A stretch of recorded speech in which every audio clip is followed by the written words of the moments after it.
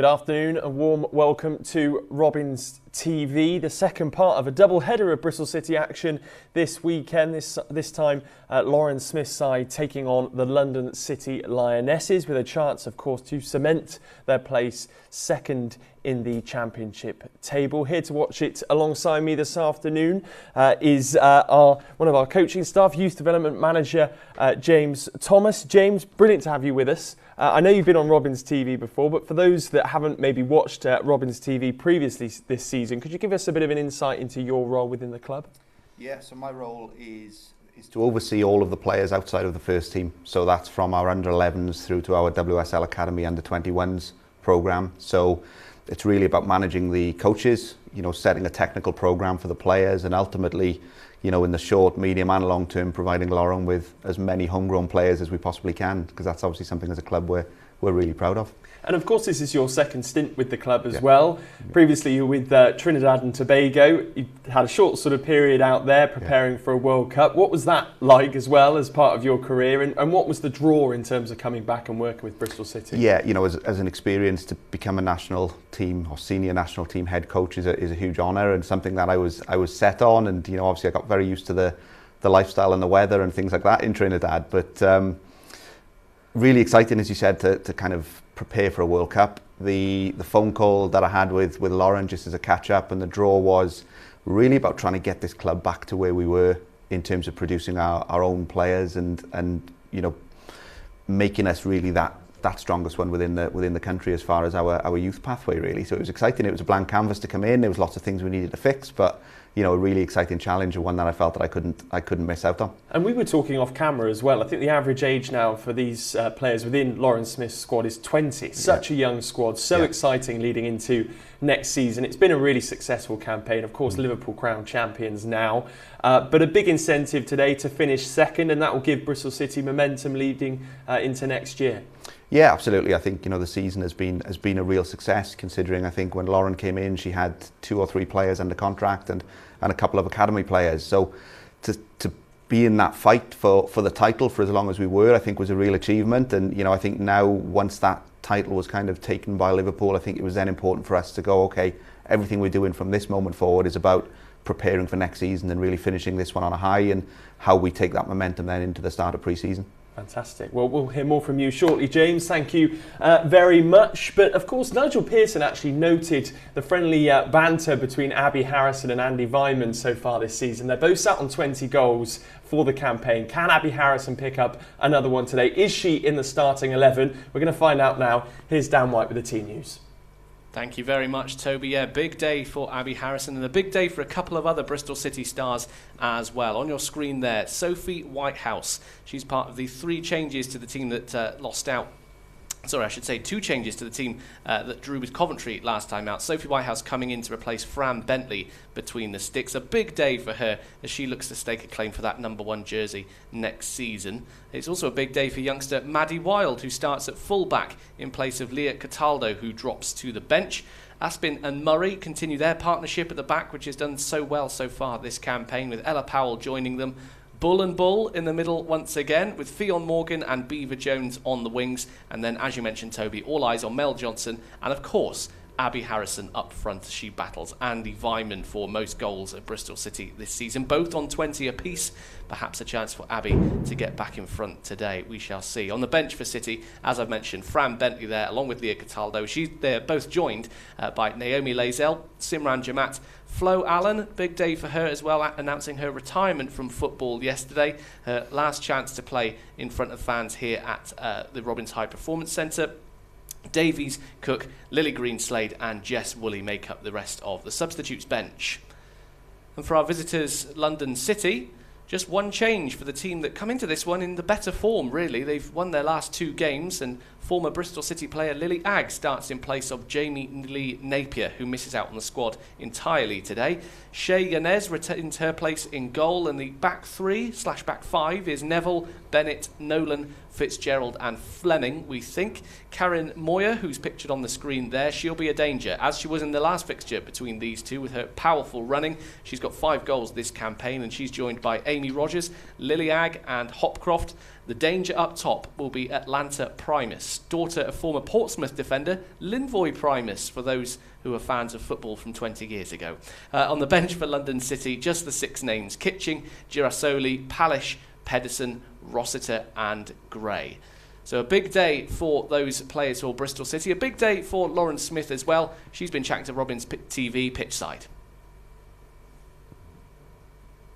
Lauren, final home game of the season against a team really pushing us hard for that second place. It was a tough 3-2 victory last time out. What kind of challenge do you expect today? More of the same. When we played them away, we played very similar in terms of styles of play, and that meant that the game was very transitional, which then resulted in as many goals as that. So I think it's going to be quite an attacking game for both teams. Both of us and them want to finish second, so you can't do that by just sitting in your own half. So I think it's going to be a good game of football, and I'd imagine busy in both boxes. Well, certainly lots to play for. 2 changes, including a full debut, Maddie Wild, another product of our academy system. What have you seen in Maddie that merits that start today? Maddie's been working hard all season, whether it's in with us in terms of training in the week or when she's been playing for the academy team. She always puts in, everything to make sure that she gets better for the next time, and she's always focused in terms of her development, and she absolutely deserves this. And when she played away at Lewis as well, she deserved to get on the pitch then. She had an excellent game, so really excited for her and pleased for her too. Sophie Whitehouse started away at Coventry earlier in the season, and what has she shown you to feel that she's ready for this particular test? I've said it quite a bit. I think we've got a great goalkeeping group, and credit to Dan with that. They push each other a lot, and Fran's come out on top a lot of those games. But Sophie's always been there. She's waiting on the shoulder, and hopefully she's going to have a great game today to prove that right. And I think we're going to have a good support out here today. They've been fantastic all season. I'm sure you'll say it after the game as well, but it's great to have that support here. Yeah, and what a day for it as well. A playoff for second place pretty much. Hopefully a good game of football, and our last game of the season of a pretty good season. So yeah, their support has been excellent, and we wouldn't have been able to do without them, and it's so glad that we could have everybody back this year. So. Yeah, and I think anybody who's kind of wondering what to do on a Sunday afternoon, come up to Fayland Robbins High Performance Centre. Tickets still available.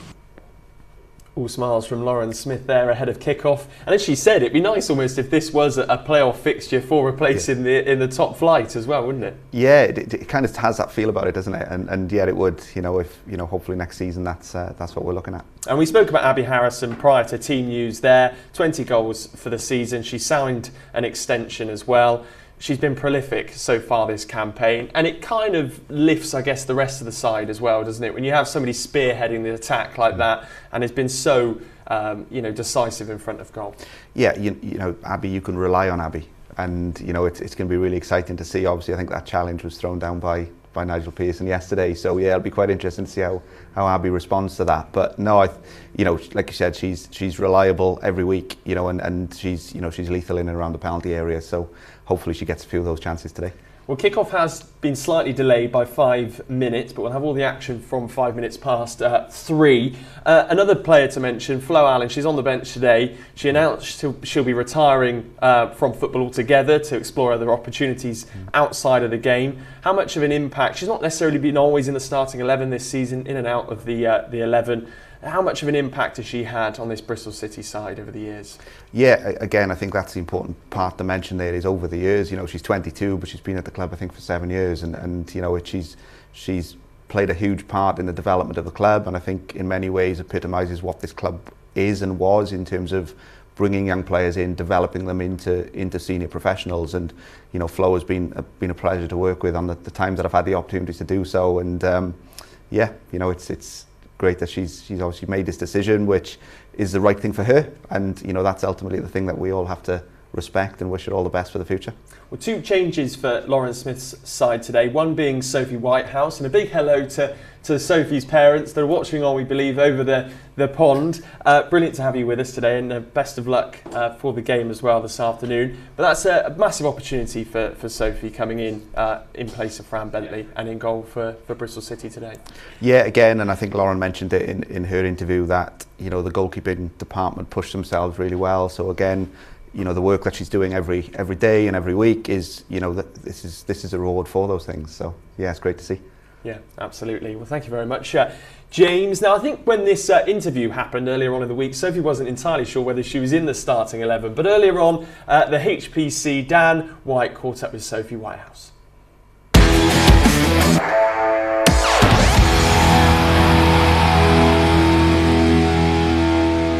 Sophie, welcome to Robins TV. Thanks. It's a long season that's almost over. You've had a few chances in the cup between the sticks. So what would it mean to start in the league for you?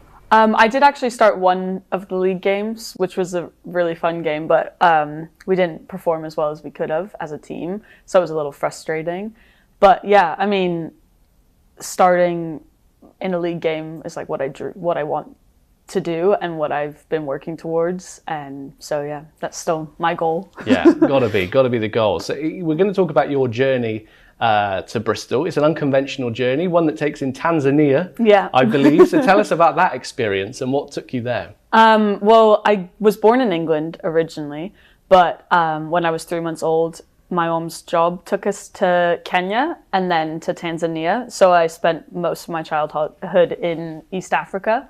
And then from there we moved to America, and yeah, that's the basics. So yeah, so how was it? Did your love of football, was that born in Tanzania? Where did you know, what was that like? Yeah, it actually was. My sister played for a team. She was a couple years older than me. She played for a team there. They had a girls team for her, but they didn't have a girls team for my age. So I just played with the boys. And I loved it, and I just wanted to keep playing. So then as soon as I got to America, where there was a little bit more structure in young women's football, I joined a team there and then have been playing since then properly. And as a goalkeeper, where did the love of goalkeeping come from? I used to play central midfield, like I used to play attacking mid, but then the other girl who would swap in with me was very good at scoring and I was very good at saving. So then I think the coaches just decided, like, maybe it's better if you stay in the goal and she stays on the pitch, because then we'd win more games. You're a goalie now. Yeah. Nice, okay. And I love it, so I was like, okay. That's good, yeah. And you're obviously good at it as well. Yeah. So, as with so many women's players, there is time, as you've already mentioned, as we can tell by your accent as well, there's time in the US too. So where did you play and how did you find that experience? So I played, we lived in Washington, D.C., and I played from when I was 9 or 10 there, with just like a local club team. And then as it got later into high school, it was clear that there's kind of a system that put people into universities to play and also study. So I kind of just followed what all the other girls were doing and got a scholarship to university in the US and played at university in the US for 5 years, because I also got my master's there as well. So nice. Yeah. And what state was that? What school was that? I went to Columbia University in New York to begin with, and then I went to Santa Clara University in California, which was very nice. I bet. Nice weather. You come home, if you like, to Tottenham during 2020. It's a short spell there before you join Birmingham at the end of that season. Do those two spells just sort of sum up how frustrating life as a goalkeeper could be? Yes. Yeah. It's frustrating because I want to be playing, and I went to Tottenham to basically cover for an injured goalkeeper, and then decided that I would get maybe more game time if I went to Birmingham, as they were lower in the league at the time. And I did manage to play in a few FA Cup games, which was like my first games, which was very exciting for me, coming from the US where nobody really knows who I am.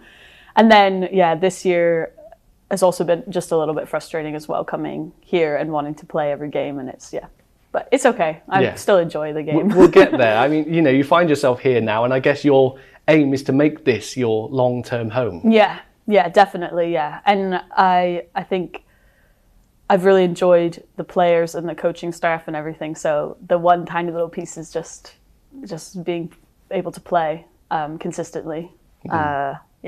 Yeah, that's obviously your goal for next season. I guess the girls as a whole has to be the aim now, is looking forward to next year and improving on what we hope will be a second place finish. Yeah, definitely. I think coming in this season, it was clear that there was a goal to get promoted. And I think it's just we needed a little bit more time to all work together and get to that. And now it's kind of exciting that there's a potential for that next year, and everybody's just looking forward to getting back into it again. and obviously focused on these last 2 games and have that momentum. Yeah, it's all about momentum now, and hopefully next year we'll be sat here again, and City will be sitting pretty at the top of the league. Yeah, that would be the best outcome. Thanks, Sophie. Oh, thank you.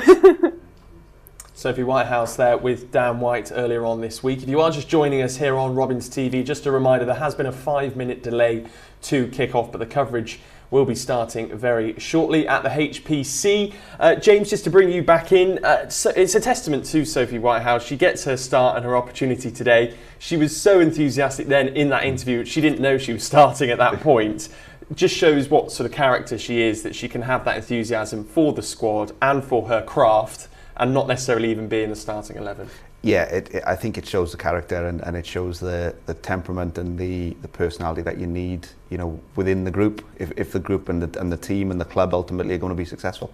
Yeah, absolutely. And the players will be coming out shortly behind us here, but I think this just signifies, and you can see the crowds and how that has built up there at the HPC. It's kind of a celebration at the end of the season at how far this side has progressed now throughout this campaign.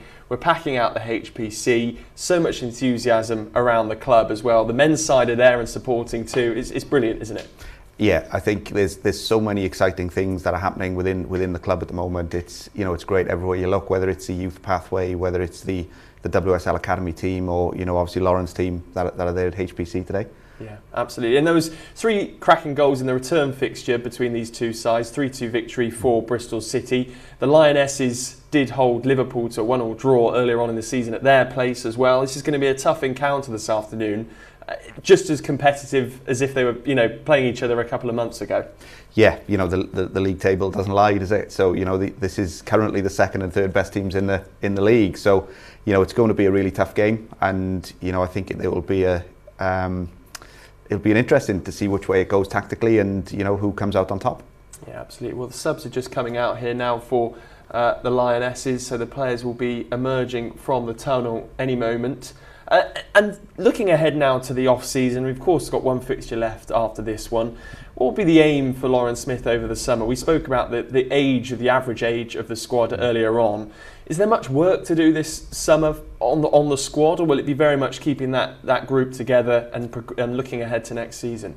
Yeah, I think the league table right now will tell you that in the space of 1 season, the advancement that's been made by the club and by the first team, and I think Lauren probably needs to just really look at, are there any areas that would have made those differences for us, and try and utilise there. But I think the core group that are around have been very successful, and, you know, hopefully that can just be added to in the right areas, and you know, we'll take it from there. Yeah, absolutely. And it feels as though the squad, they get on so well as well. Yeah. I mean, you see the pictures on social media in the lead up to games. Everybody's joking. Whenever you're at the HPC, you can see how well the side get on it. Sort of, they're all in it together, whether they're on the bench, not involved in the squad, or in the starting 11.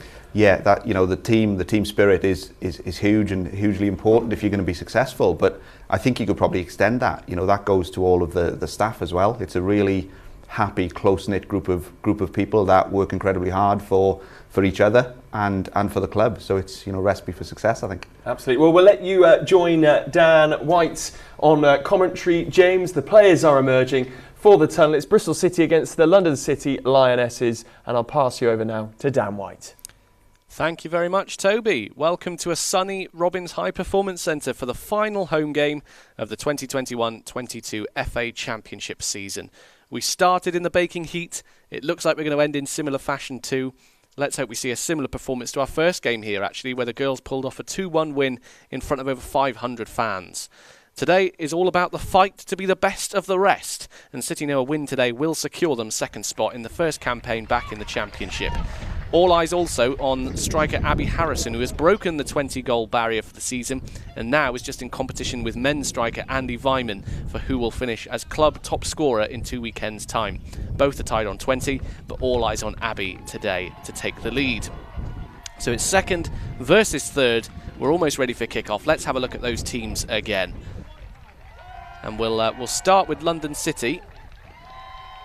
And they look a little bit like this. One change for them sees one change for them comes into this one, and they're in the better form. Bristol City player Lily Agg, former Bristol City player Lily Agg, starts in place of Jamie Lee Napier, who misses out on the squad entirely today. Shea Yanaz retains her place in goal. The back 3/5 is Neville, Bennett, Nolan, Fitzgerald and Fleming. Karen Moyer will be a danger. She was in the last fixture between these two. She's got 5 goals this campaign, and she's joined by Amy Rogers, Lily Agg and Hopcroft.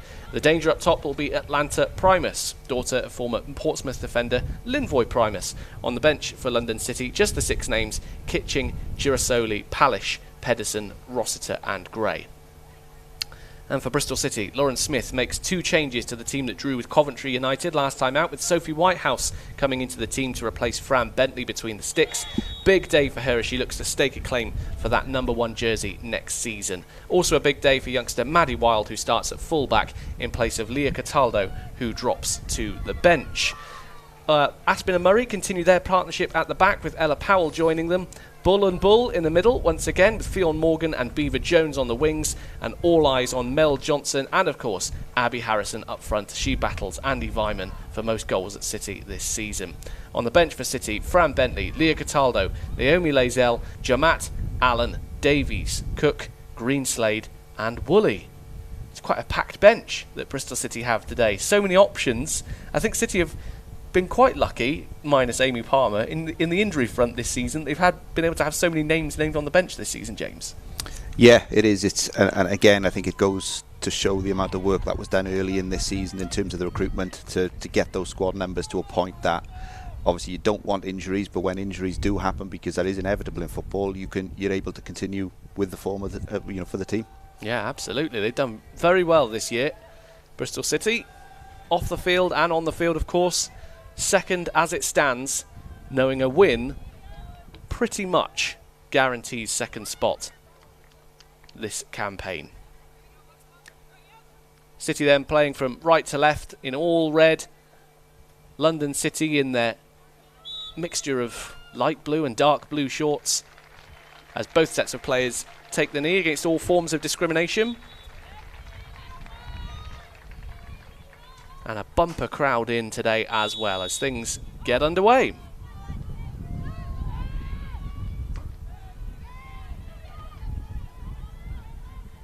Wild. Bull and City on the front foot early here. Powell, it's a strong pass looking for Beaver Jones.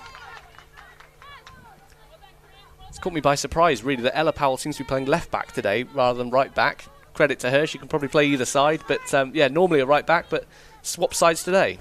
Yeah, and you know, I think that's happened a couple of times, obviously with Leah as well over the course of this season, that we've had a right footer playing in that left back role, but you know, they've both equipped themselves very well to that. Very comfortable on either side. Early throw then for London City. Chloe Bull misses the challenge, and it's an early shot and an early chance for Sophie Whitehouse to get her gloves on the ball.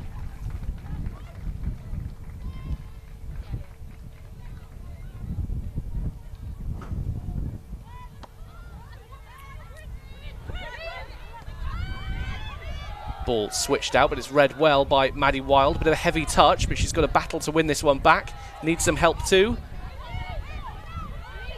Long ball forward, and this is the danger player for London City. Powell needs to do some work here. In comes across, and Whitehouse again comes across to collect that one superbly well. This is the danger player for London City. Powell needs to do some work here. In comes across, and Whitehouse again comes across to collect. Karen Moyer that was with the Karen Moyer that was with the Karen Moyer that was with the Karen Moyer that was with the Karen Moyer that was with the Karen Moyer that was with the Karen Moyer that was with the Karen Moyer that was with the that was with the that was with the that was with the that was with the that was with the that was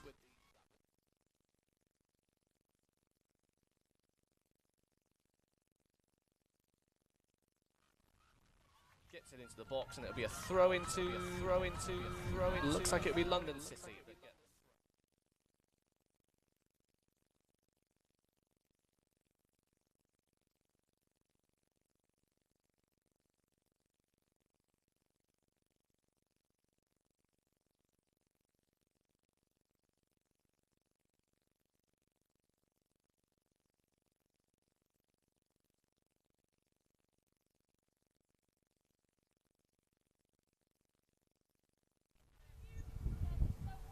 actually look like it entered the field of play, did it? Has been a quick start though, as you can see, both end to end really in the first couple of minutes. So I think that's probably a sign of what's to come. Both sides certainly going for it, knowing a win almost guarantees their spot as the second place side this season. And a chance for them to show why they are in the top 3 sides in this division. Aspin will get things going from the back.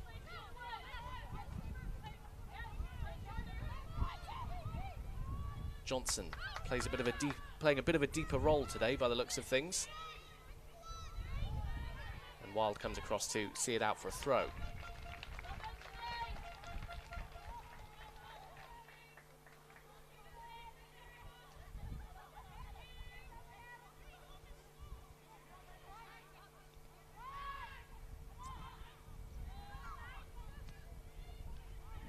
Cleared forward. Harrison. How early will we see Harrison get a first chance to get a shot on goal? Coventry managed to keep her quiet for a little bit, but it's almost inevitable now that Abby Harrison will come close to scoring if you give her the opportunity.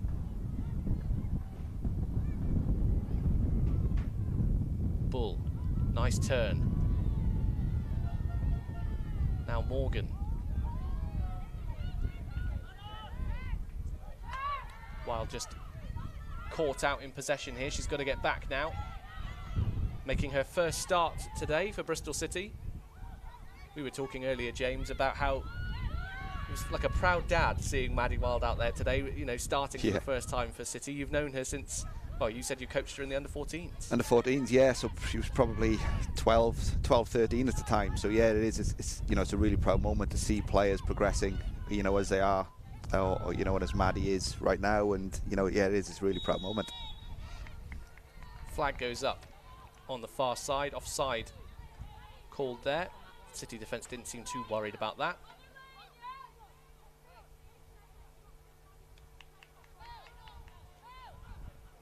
Five minutes gone on Robins TV. We had a later start today. The London City bus just caught up in some traffic, I think, trying to get to the ground, so hence why we're 5 minutes behind the scheduled 3 o'clock kickoff. Muya with a nice pass forward. Aspin reads it well. She manages to get the pass forward, but again, well read by London City.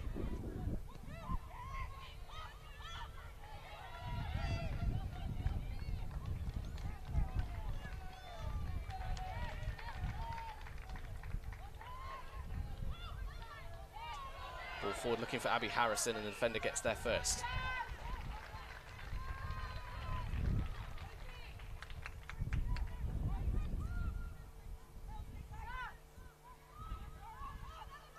Wild. Loose pass gets intercepted. She'll get the throw in though.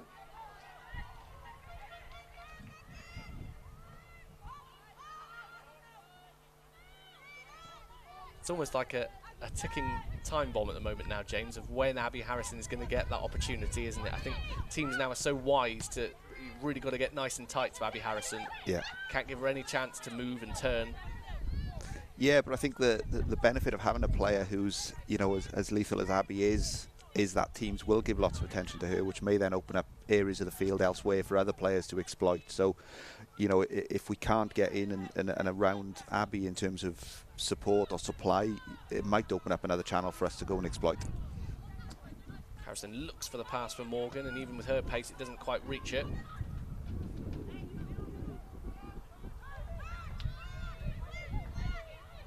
Forward now, this is Lily Agg. Out wide comes Moya, and her pass, well, she's shocked herself there. The first touch just let her down. And it will be a throw to Bristol City, which Powell will take.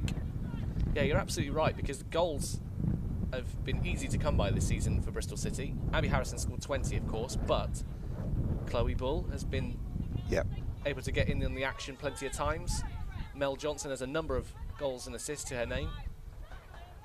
They've not struggled, have they, really? It's not all been about Abby. There have been goals all around the park this season. Yeah, absolutely, and that's so important. I think if you're going to be successful as a team, you need multiple sources of goals, and if you can get midfielders contributing and the odd defender contributing with a goal over the course of a season, that's something that's going to be really helpful.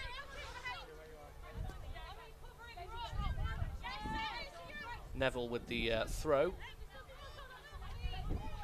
Beaver Jones with the header back to her. Good defending there from City, stopping the danger before it starts to begin.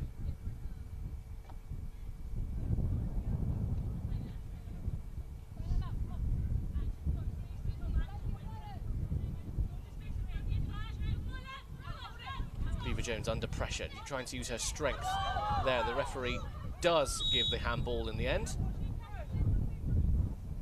on the near side, and that was against Lily Agg. Agg, who actually played 3 times for Bristol City. She is a former City player.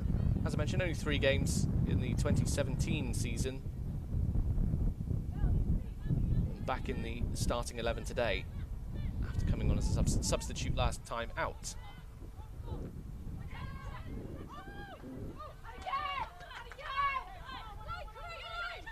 Johnson wins the ball and puts it through the legs of a London City defender. It's taken off her though.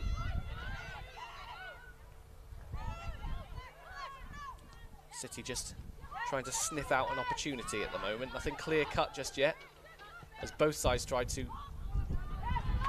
get some dominance, get some passing patterns going, and that's better from London City, but Brooke Aspin comes across, takes the ball and her marker as well. Excellent challenge from Brooke Aspin. I think it's really evident with both teams so far, in the early stages, is trying to find that forward pass at the earliest opportunity, just trying to hit both teams, trying to hit each other on the break. So I think that's become really evident so far, so could be an exciting game if that continues. Cross into the box is met by Aspin again. It's a poor touch and a chance perhaps, and it's rifled into the back of the net. Yes, good finish, lad. What a finish that is. Atlanta Primus. It fell perfectly for her. She hit it on the half volley, and it's an excellent finish. I think Brooke Aspin here, she just doesn't quite judge the bounce of the ball perhaps, but take away nothing from the finish from Primus. That was a great finish, yeah. Will Brooke Aspin be disappointed by that? Yeah, I think so. I think so, considering the form that she's been in all season. I think that's an opportunity there to clear the area, and it's like you said, it was taken advantage of by a great strike. Sort of comes off her thighs, doesn't it? Yeah. A little bit, bounces up on the half volley, and well, pick that one out, as they say. Back underway now. Beaver Jones gets taken out on the run, and it'll be an early free kick for Bristol City. Work to do now for City. After Liverpool, this is probably their next best or biggest game of the season, as the battle for second continues, and this is not the start that Lauren Smith would have wanted. 1-0 down to the team in third. And the team in fourth, incidentally, are winning as well, which is Crystal Palace, so not going City's way at the moment, but chance for them to get back into it. Ball over the top from Chloe Bull is cleared away and out for a corner. In some ways, though, the goal has come early enough for City not to panic. Plenty of time to get back into it. Yeah, just stick to the game plan, stick to what you've worked at all week, and hopefully that will pay off, and we'll get the rewards from it. But it's been a good response so far, so a quick goal would be great if we can get one.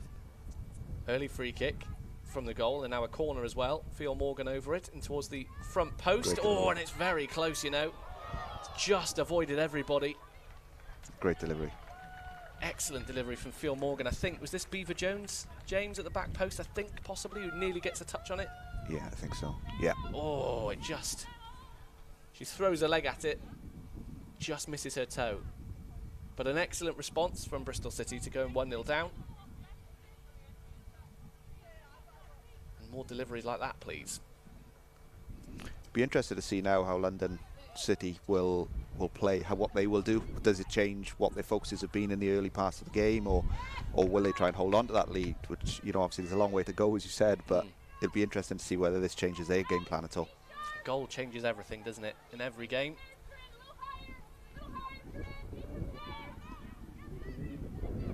press led by Fionn Morgan. She's won the ball back. Can she keep it in as well? She does. Superb work by the young Welsh player. Wild's pass is slightly astray, but City still battling for it in the middle. Some strong tackles going in now. London just happy to try and clear their lines, really. Powell has it. Under pressure from 2 players. Here come London City on the break now. This is Primus. Trying to play in Moya here, but Powell has the pace to come across and out for a throw. Well, it's back and forth stuff.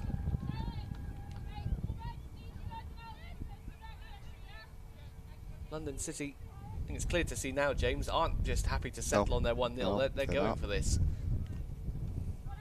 Which may help us, because again, if we can break down their play or break down their attacks, that'll give us a transition opportunity. So, you know, that probably helps us a little bit, that a team just stepping off and just banking up against us. Neville will have the throw.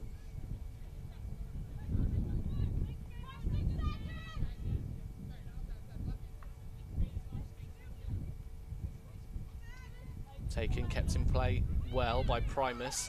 Murray almost brings her player down. Is it going to be a penalty? It is going to be a penalty.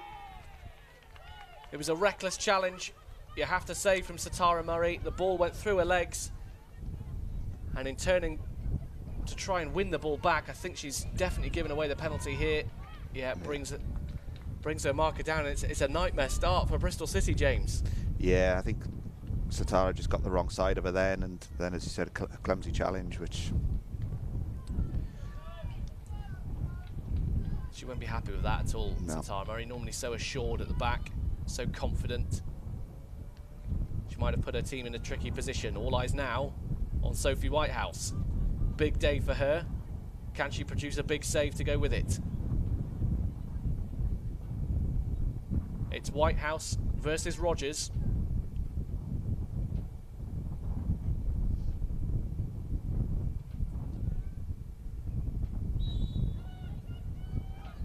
And it's put into the top right-hand corner. Yes!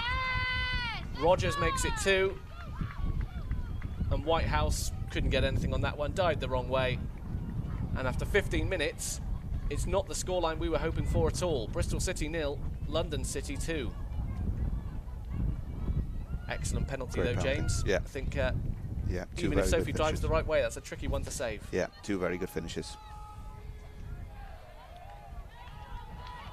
Now, does that change any sort of game plan from a City perspective? Because being 1-0 down, of course, that early, not necessarily that you have to change anything dramatically. Being 2 down, does that change anything? I don't think it can too much, because I think there's still a lot of time. And I think if we change anything and become too cavalier in terms of attacking, that might open us up. And, you know, a 3rd goal would then make it really, really difficult if we've got caught. So I think it's important we just focus to what we're doing, but you know, ultimately I think it's just those defensive areas that which, you know, we've kind of conceded 2 goals from now, so we really need to make sure that doesn't become a consistent today. Well, that was better from Fionn Morgan. An excellent touch and a great cross, matched by a good save. City have the attacking potential, of course. They've scored 40 goals this season, so there are goals in this team, and if ever there was a time to produce them, it's now. Morgan with an early ball forward. That's wayward. Not even Abby Harrison could reach that one.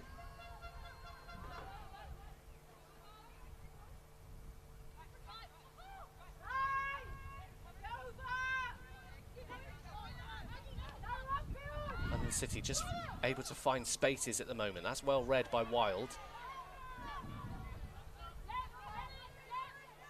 But they'll be quite happy about the situation they find themselves in, the Lionesses, and happy to take their time and play it back to the keeper as well.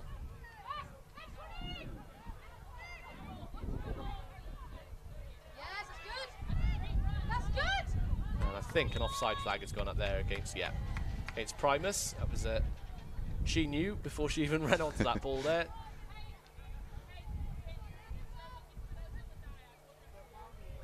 So work to be done then.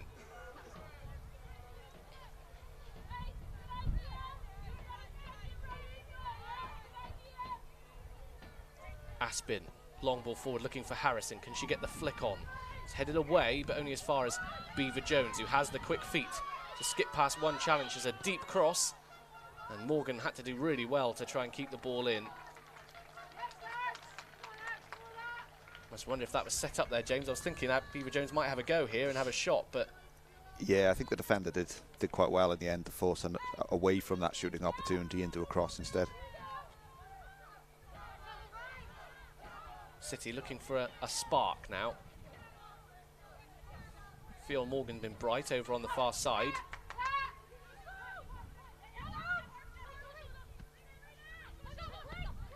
Powell fighting for that one.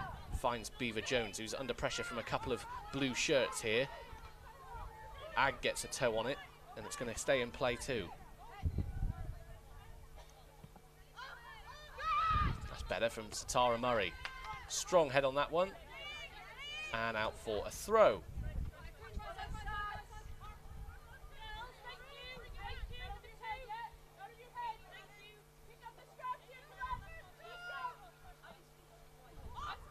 Aspin under a bit of pressure here, and it might be nicked off by Primus. No.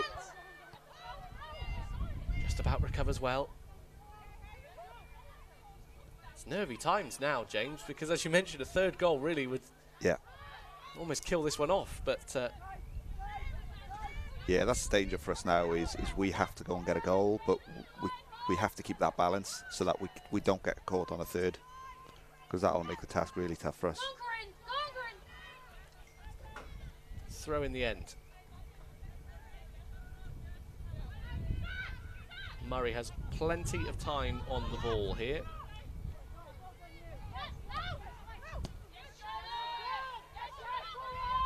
Spinning ball is taken off the feet of Bull.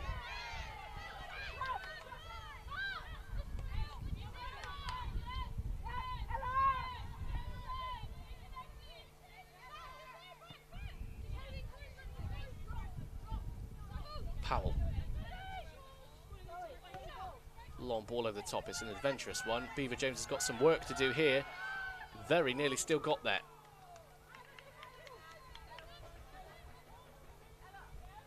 Keeper Shea Yanez got there first though.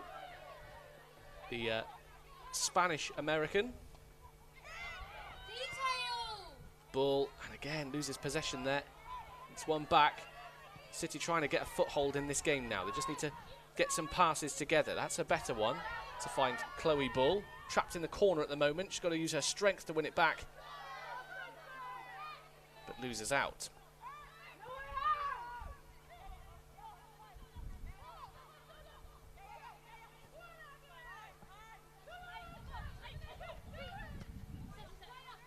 Powell. Again, has to win the foot race. Murray's there to help out too. And that's solid defending, but a free kick given, I think. Maybe for a push on Satara Murray there, hard to tell. Yeah, I'm not sure what that was for. I think City were quite happy just clearing their lines there. They seem to deal with that one quite well, but they'll take the free kick now.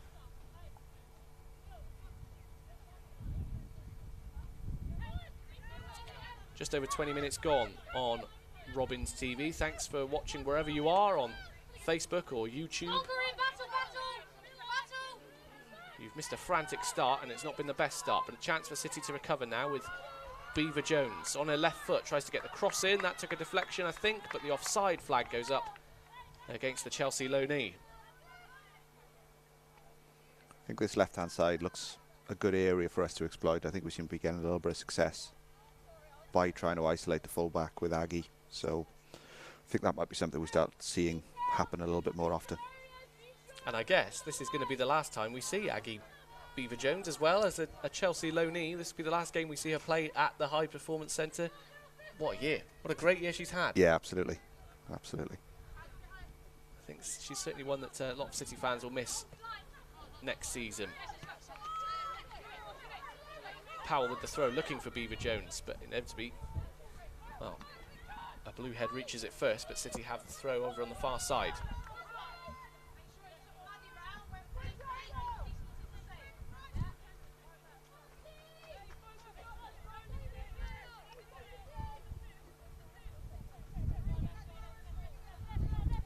Howell's throw. Again, finds a blue shirt first. It's almost at this point you'd like to see City just hold the ball for a little bit now, James. It seems to be still a little bit too frantic, doesn't it, out there? Yeah, and again, that's not where we've found success this season. It's by looking after the ball and working those opportunities rather than trying to force something. So we need to get back to doing that, really. But good challenge on Beaver Jones, just about won the ball there. And that's a nice pass forward as well to find Rogers. Already has 1 goal to her name this afternoon. Here come the Lionesses again, but Maddie Wild reads it well and nicks the ball. But here come the Lionesses roaring back. Morgan out there doing her defensive duty as well, up against Fitzgerald.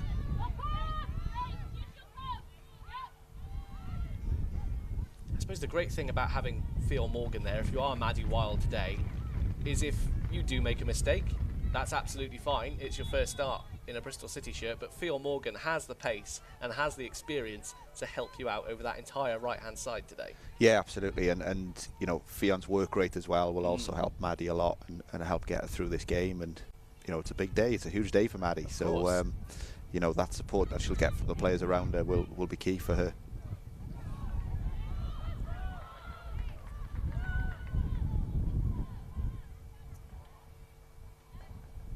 Wild will take the throw now over on the far side. Am I right in saying that Maddie's still studying while she's playing at the moment? Yeah, so she's still currently, you know, involved in college. So yeah, she's got a lot of work to do to train full time, and you know, involved in the WSL Academy squad a lot this season, and obviously the first team commitments that she has as well. So it's a lot, but she balances her time very well and very professional in how she conducts herself, which makes that a little bit of an easier task for her. Again, a long ball forward looking for Abby Harrison. Hasn't found its target this time.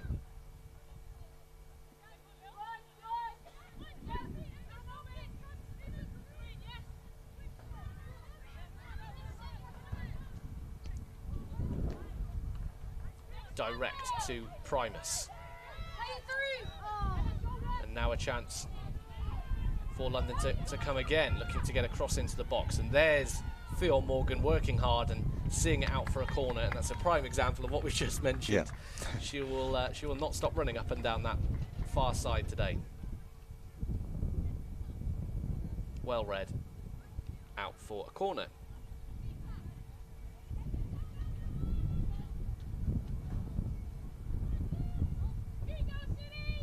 It'll be Sinead Hopcroft who takes this one. Over at Amy Palmer corner, I want to call that one. She's scored from there a few times this season. And this is a deep one, high into the sky. Headed high as well from the shot. Aspin clears it away for a throw. But does get the free kick. I did wonder that. There was a bit of a swing of the leg there. It didn't catch her too high, but enough in the referee's eyes to concede the free kick.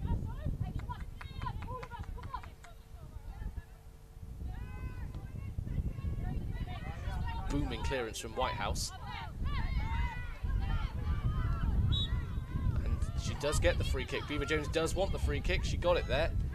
Fourth official, you'll see, just explaining to the London City coaching staff why that was given there. It did look, she was almost pulled around, wasn't she? 90 degrees or so. Soft, but City will take it.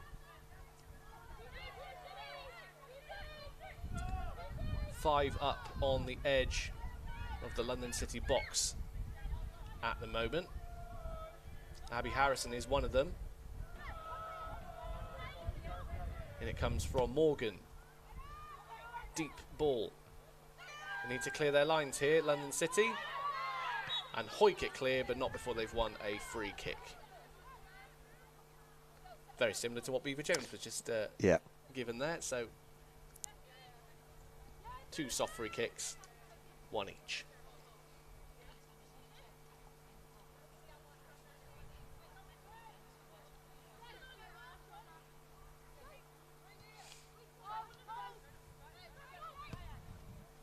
Again, a direct ball forward. Whitehouse has to do well here. Controls it with her chest and out for a throw-in. Had to make the decision there, Sophie Whitehouse, and on balance, I think she made the right decision. Yeah, absolutely. Again, it shows like London City Lionesses how direct they are. They're always looking for that forward pass, which is something we need to be really aware of. It just sort of skidded off the turf, didn't it? And Sophie had to make the choice. Harrison trying to keep the ball in play. Totally off balance. City have the throw, taken quickly by Morgan. Johnson flicks it on, but not into the path of Harrison.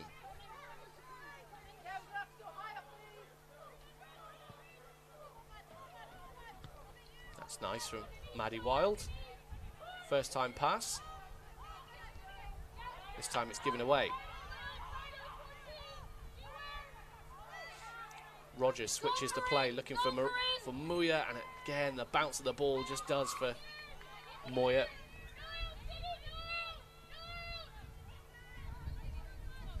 We talked about the game, so obviously this game is 5 minutes later than what we had planned. 3:05 this game kicked off, hence why we're at just under half an hour played. City are trailing 2-0 and have conceded 2 early goals. You mentioned about having that 5-minute change in the build-up. Do you think that has caused an effect here? Can we put it down to that? I'm not sure whether you can. I think the 2 goals probably have come from a little bit of confusion within our own penalty area, but I think it can have an impact, but I'm not sure whether it actually has in this game.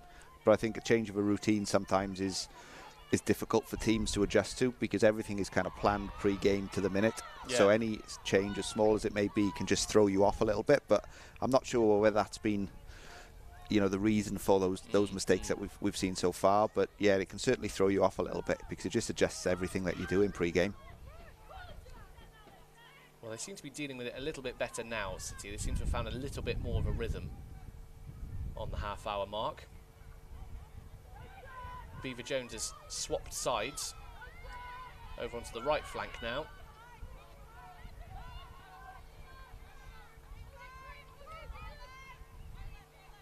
Murray moves forward. Powell now with a nice pass forward, slides it through.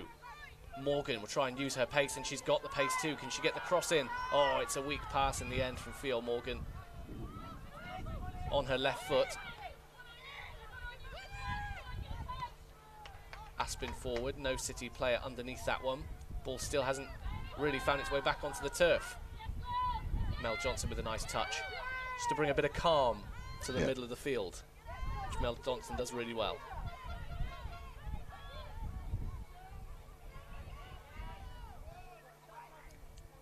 Bounces nicely for Chloe Bull. Cheered on by all of those fans at the High Performance Centre today. Beaver Jones with a cross, blocked. Out for another corner. It's better from City. Positive, yeah. Better now from Bristol City. Positive last couple of minutes, and that was a good passage of play then. First of all with Fionn on the left, and then Aggie on the right hand side. A goal now, I think, would really lift the spirits of those players, not to mention those fans that have travelled up there today to see them. And it might give City a bit of hope of getting back into this game too. Corner taken. Can it find a red shirt? One of them's Harrison, and it's in the back of the net. That's goal number 21 for Abby Harrison.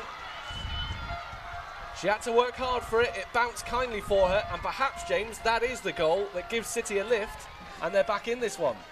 Yeah, and I think it'll settle us a little bit now as well. We still obviously need a couple more, but I think that's put us on the road, so hopefully that'll help us a little bit. Yeah. Well, the fans are cheering that one. They're clapping that one. And maybe we might see a bit more now from Bristol City, some better play. Abby Harrison, 21 times Corey's had to call that name out this season. And it's inevitable, really, that she's on the score sheet for this one. Clever finish, that one, isn't it? We didn't really talk about the finish, but she's got her back to goal and just has to try and just hook it round her shoulder into the bottom corner. Yeah, it's knowing where the goal is, and again, I think that probably highlights how good a goal scorer Abby is, because she can score the real worldy finishes, and the real individual bits of brilliance. Well, there's a chance here, perhaps. Sorry, James, for Abby again, and she's put it wide, but the offside flag goes up. Oh, there's a wry smile from Abby there. She's almost got 2 in 2 minutes. Great ball over the top, and I think, well, we can see from that angle there, really, that she was quite a bit offside there.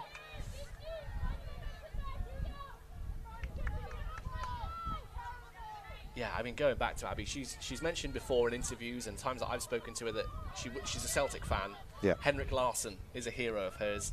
And there were elements of strikers like that in her play. You know, like you say, knowing where the goal is. Yeah, and it just seems so easy for her. Spectacular, but also that was a real poacher's goal from you know, that she's just had then. So I think that's such an important player to have within your group who can just score all of those goals that just finish whatever they are, just finish them. Rogers takes a pot shot from far out. And there's an arm up there, more in hope, I think, really, that might have taken the deflection off Brooke Aspin. It'll be a goal kick instead. So with just over 10 minutes to go then in half-time, until half-time, is that giving City a bit of a boost and a lift that they need? And Ella Powell does well to lift the ball over the foot of Moya.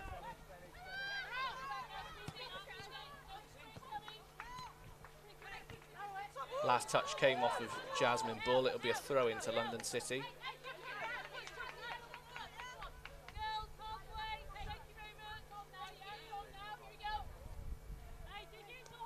I think I've asked you after every goal now, but I'm going to ask it again. Does that goal change anything in terms of tactics? Because I wonder if London City now, with that throw-in, perhaps, I noticed it there, there's a little bit of doing the socks, doing the boots, taking a little bit more time over things. Do they just want to try and slow things down a little bit? I think given the time on the clock right now, and the momentum has shifted in the game massively. I think even before that goal went in, you know, we had a good couple of minutes, and I think now London City probably want half-time more than we do. I think we probably want to continue doing what we're doing, and I think maybe half-time could affect us a little bit in terms of stopping that momentum. So yeah, I think now that they might just want to get to half-time with that lead intact, whereas, you know, we're going to try and see what we can do now to make sure that's not the case. Indeed. Nothing to lose in this last 10 minutes, see if they can get the equaliser before half-time.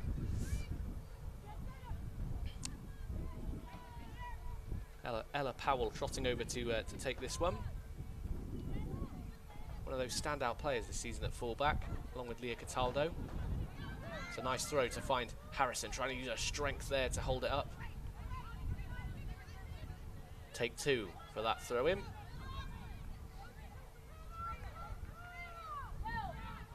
Powell again, looking for Harrison. That's better, she's held it up this time.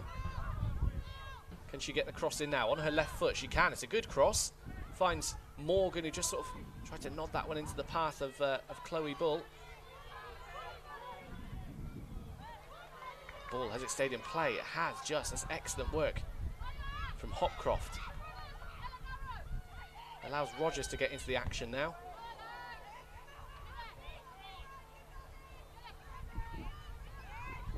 Some battles going on in the middle of the park today.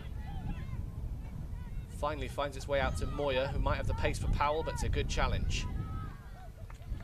I think the game, to me at least, you know, I don't know as much as you do, James, about football, but it seems to me today that the battle's going to be won in the middle. There's a lot of fighting going on there to try and win the battle in the middle, as I say. Absolutely, and I think there's been a few times where we have successfully won the ball, but then we've not retained.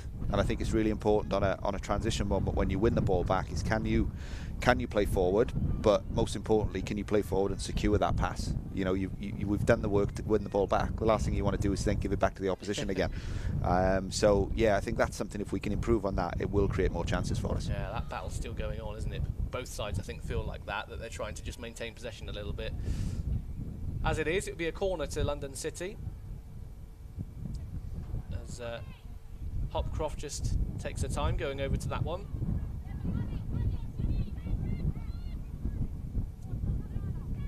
Five in the box in blue, 3 on the penalty spot at the moment as well.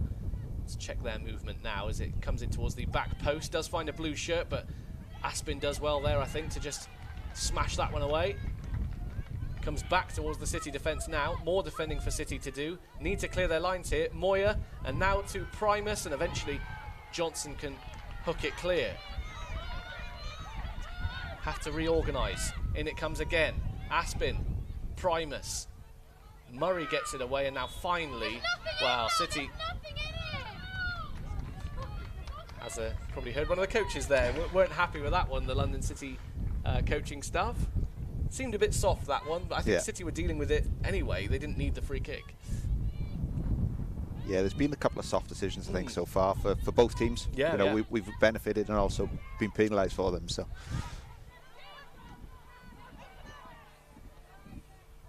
Wild has just been turned there by Hopcroft. Tries to play it forward, and Bull just clears her lines, out for a throw.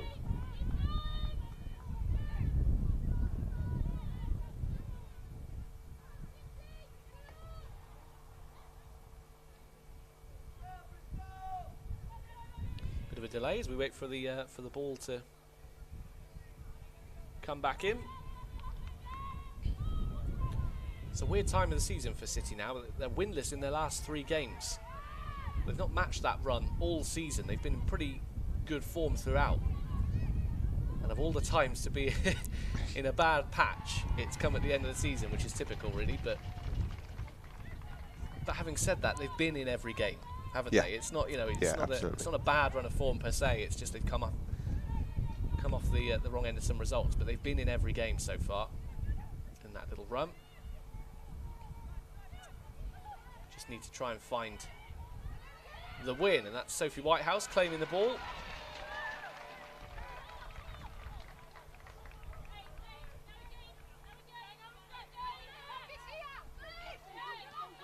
Murray, licence to run. Powell forward again, a bit forced there from Powell. Ball still in play. Rogers turns away well from Jasmine Bull, and a clipped ball forward. Whitehouse doesn't know whether to come and collect or not. Here's Moya Chorley to make it 3 and puts it in the back of the net, and that is 3. Oh, Sophie Whitehouse, she was caught in 2 minds there, whether to come or not, and Moya had the pace to get to the ball first. And in the end, I think she ended up in the 6-yard box. It was simple enough finish for her to put it in the back of the net. And that's not ideal for City, really.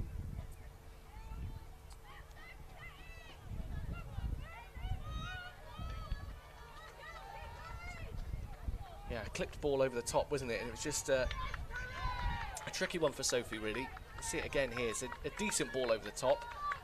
But does Sophie need to come and collect that, or does she stay on a line? She seems caught herself there. Yeah, I think probably looking back at it, she think she would have been better staying where she was, because I don't think her starting position was particularly too bad. But I think probably that hesitation has just opened up that opportunity for that player to exploit. But I think even before that, before the ball gets into the penalty area, I think it's that direct ball that we've looked a little bit vulnerable to all afternoon so far. So it's, can we stop that at source, or if we can't, how do we deal with it as a back line to stop that from becoming a goal scoring opportunity?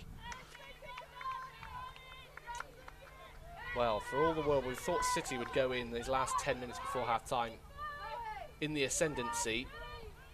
It's London that with a smash and grab goal, really, sort of out of nowhere, direct ball over the top, give them another 2-goal advantage as the minutes trickle down before half time.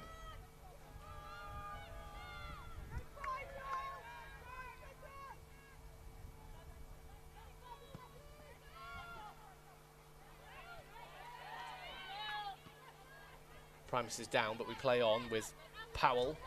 Beaver Jones is up there with her as well. That's a nice pass. Might have a bit too much on it though for Ella Powell. She'll get a throw in instead. It's important here, I guess, James, that heads don't drop.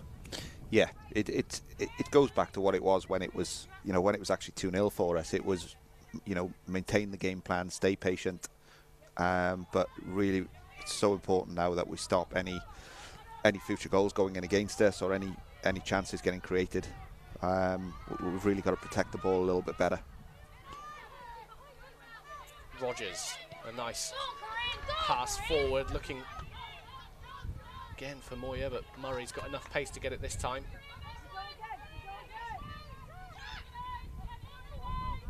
There's no press coming from London City. They're quite happy for City to just hold the ball in their own defence.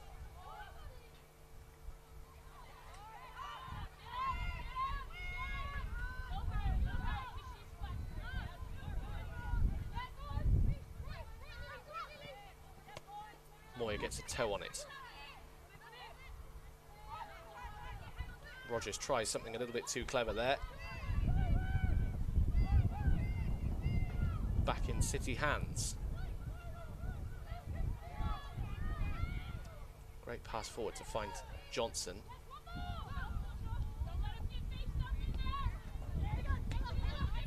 Powell. That's a nice turn as well from Bull. City just trying to create something before the end of the half, and again slightly too direct. Obviously looking for the run and the pace of Beaver Jones, of course, but missing the intended target.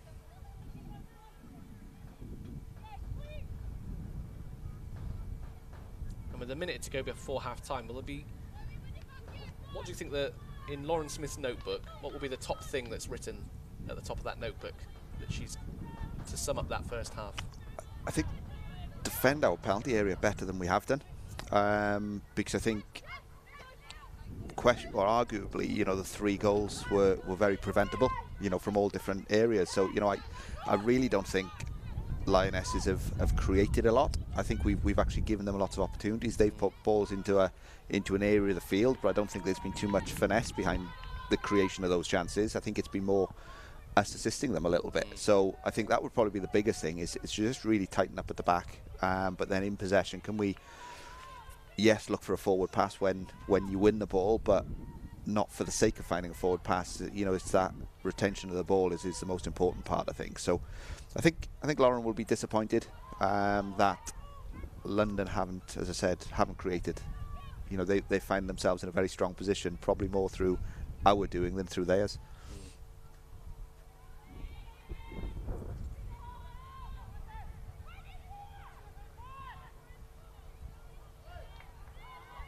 Throw into City then with the clock in the red.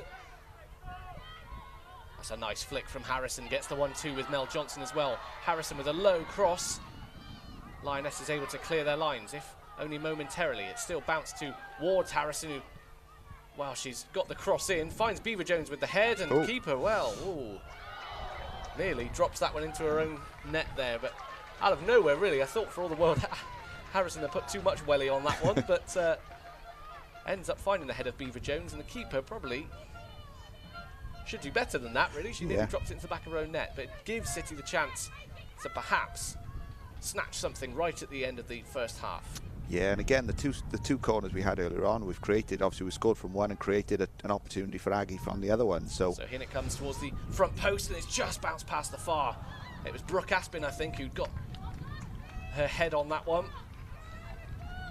It's a nice little set piece here, isn't it, James? Another effort on goal from a set piece. Ooh, not a bad effort. Not a bad effort at all, that from Aspin.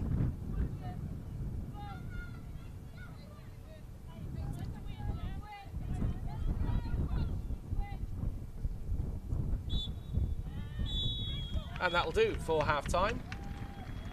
Bristol City trailing at the moment. They're trailing 3-1 at the High Performance Centre. As we just regain our pictures there. Yeah, trailing 3-1 at the High Performance Centre. Lauren Smith right at the very bottom of your corner there. You mentioned wanting to defend the box better there, James. Is that going to be the first thing that she says when she goes into the changing room? What's the first thing that she's going to say? I think so. I think she's going to be disappointed. And yeah, so I think that's going to be the first thing, is, you know, we've kind of got ourselves into this position a little bit, not through any real quality that London have shown to us, but more so, you know, our deficiencies really in terms of the, you know, couple of mistakes we've made. So yeah, I think it'll be a disappointed coaching staff, but I also think the players will be disappointed themselves as well. Well, City with all the work to do in the second half, then we'll take a break. We'll let James go back up to the studio to join Toby Osborne for the half-time analysis. Thanks very much, Dan. Yeah, disappointing first half for Bristol City, but action-packed. We'll look at all the key moments after this short break. It's more than a game. It's my match day ritual. It's our walk to the gate. It's meeting my mates. It's nothing without our fans. Chaotic. It's the ups and the downs. It's our young lads coming through. It's my dream come true. It's our club! It's a way of life. James, Stellar work,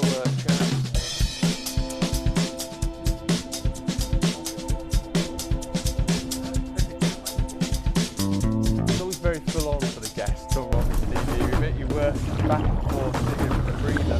The best time to give the loo, by the way, I always say, just before the second half starts, because Dan can always commentate on his own for a couple of minutes.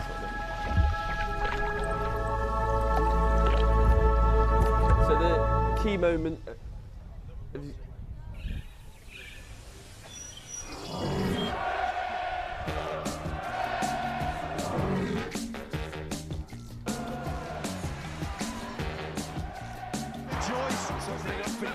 It's all about Randall. It's brilliant.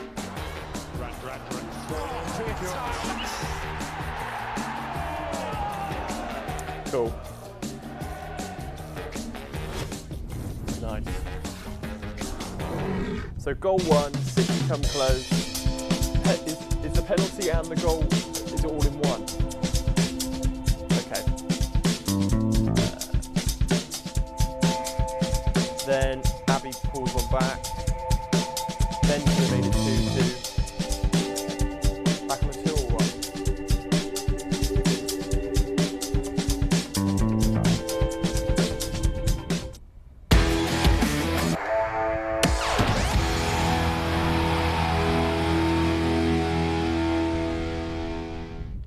Welcome back to Robin's TV. A disappointing first half for Bristol City women against the London City Lionesses. Lauren Smith will be a bit disappointed going in at half-time with her side 3-1 down as it stands. Action-packed though, and here alongside me again up in the presenter area is James. James, an action-packed first half, frantic at times.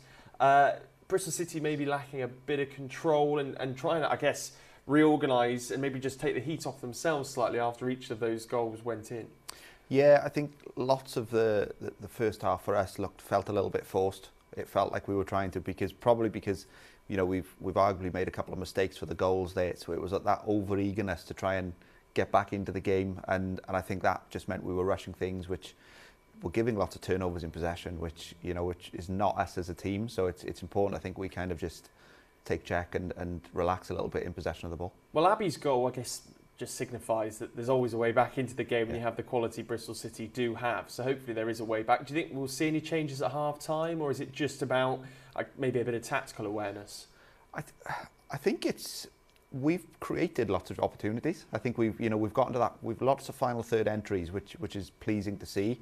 Again, as I was saying in commentary, I don't think London City have created an awful lot. They've just put the ball into an area and they've kind of punished us for mistakes that we've maybe made. So there's definitely goals in this game for us still. Lauren might decide she wants to change the back line, or she might want to, just put another person further forward on the field to just try and take advantage of those opportunities. But yeah, I think it's more about doing more of the same, but we just need to cut out any errors at the back. Yeah, absolutely. Well, there's not much poor Sophie Whitehouse could do about any of the goals, in all honesty, but it all got going with this Primus finish early on in the game as well, and it was a fantastic goal, scintillating strike in the end, and not much Sophie could really do. Yeah, it was a ball into the box. I think that was an opportunity how we get rid of it. But once that ball has been struck, there's no stopping that. No, absolutely. Sophie sort of flailing down to her left-hand side, not an awful lot she could do there. Immediately after the goal, a pretty strong response from Bristol City, and they came close here from this set piece. And set piece is something you mentioned in commentary as being probably Bristol City's strongest area. Yeah, today, we've looked really strong, and I think we've had, I think 3 or 4 corners, and in most of them we've created an opportunity, whether we've hit the target or not. But obviously we've got the goal from one of them. But I think it's an area that we do look like we can cause them some trouble in the second half. Yeah, absolutely. And Satara Murray, one of the more experienced members in the squad, gave away the penalty. Any complaints here? A bit clumsy in the end with the trailing leg that sort of loops back round, I guess. Yeah, it definitely was a penalty. I think by Sats getting beaten and a player getting in behind her, I think it was then that almost desperate effort to stop what was going to happen next. And I think once as a defender you get yourself the wrong side, you've either got to step back and let the player go, which possibly results in a goal, or you've got to try and take actions into your own hands a little bit, which I think maybe Satara has there. And I think either way it was a it was a difficult place for us to find ourselves as a team. Yeah, and a pretty comprehensive finish from the spot as well. And again, not much Sophie could really do. You kind of feel for her in a way, because I guess 3 first-half goals, probably not the ideal way she wanted to sort of kick off. But she's looked fairly composed, with the ball at her feet and stuff. It's just been, I guess, good finishing from the London City Lionesses. Yeah, neither a chance with either of those, I don't think. So it is unfortunate. And then Bristol City do come back into the game through none other than Abby Harrison. And it's just the presence of mind from this set piece, I think, just to swivel her body and find the finish. Yeah, again, it was mentioned as the game was going on, just knowing where that goal is. And top centre forwards, they know where the goal is. They don't need to look.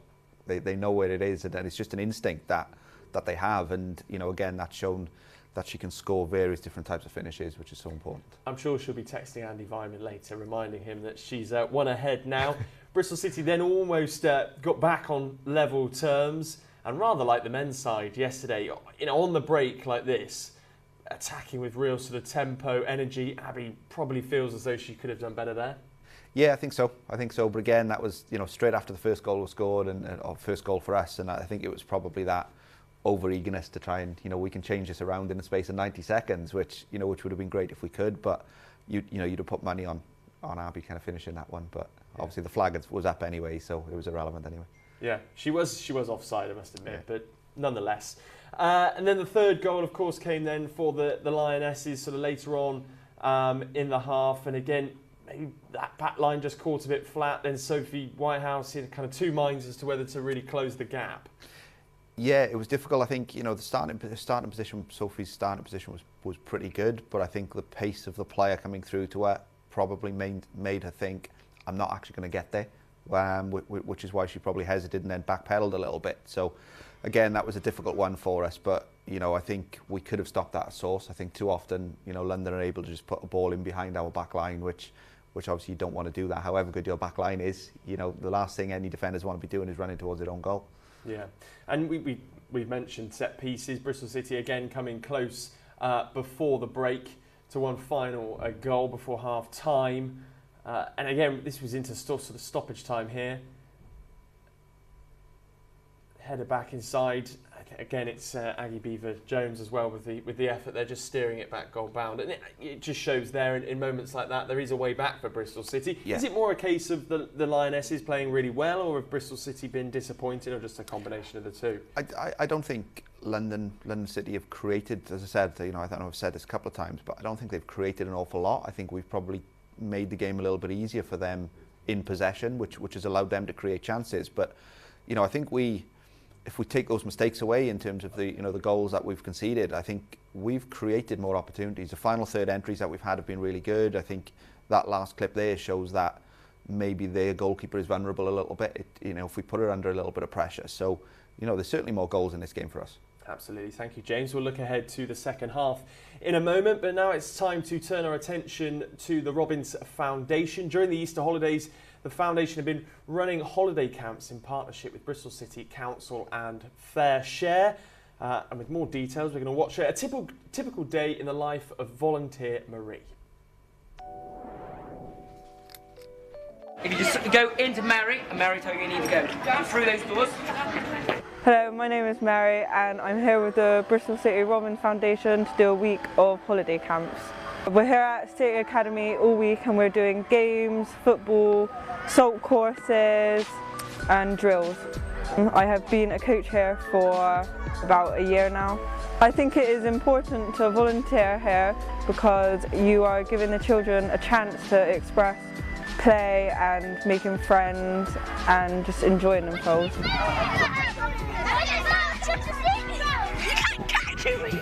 Here at City Academy we offer free meals for all the participants who come here every day of the week.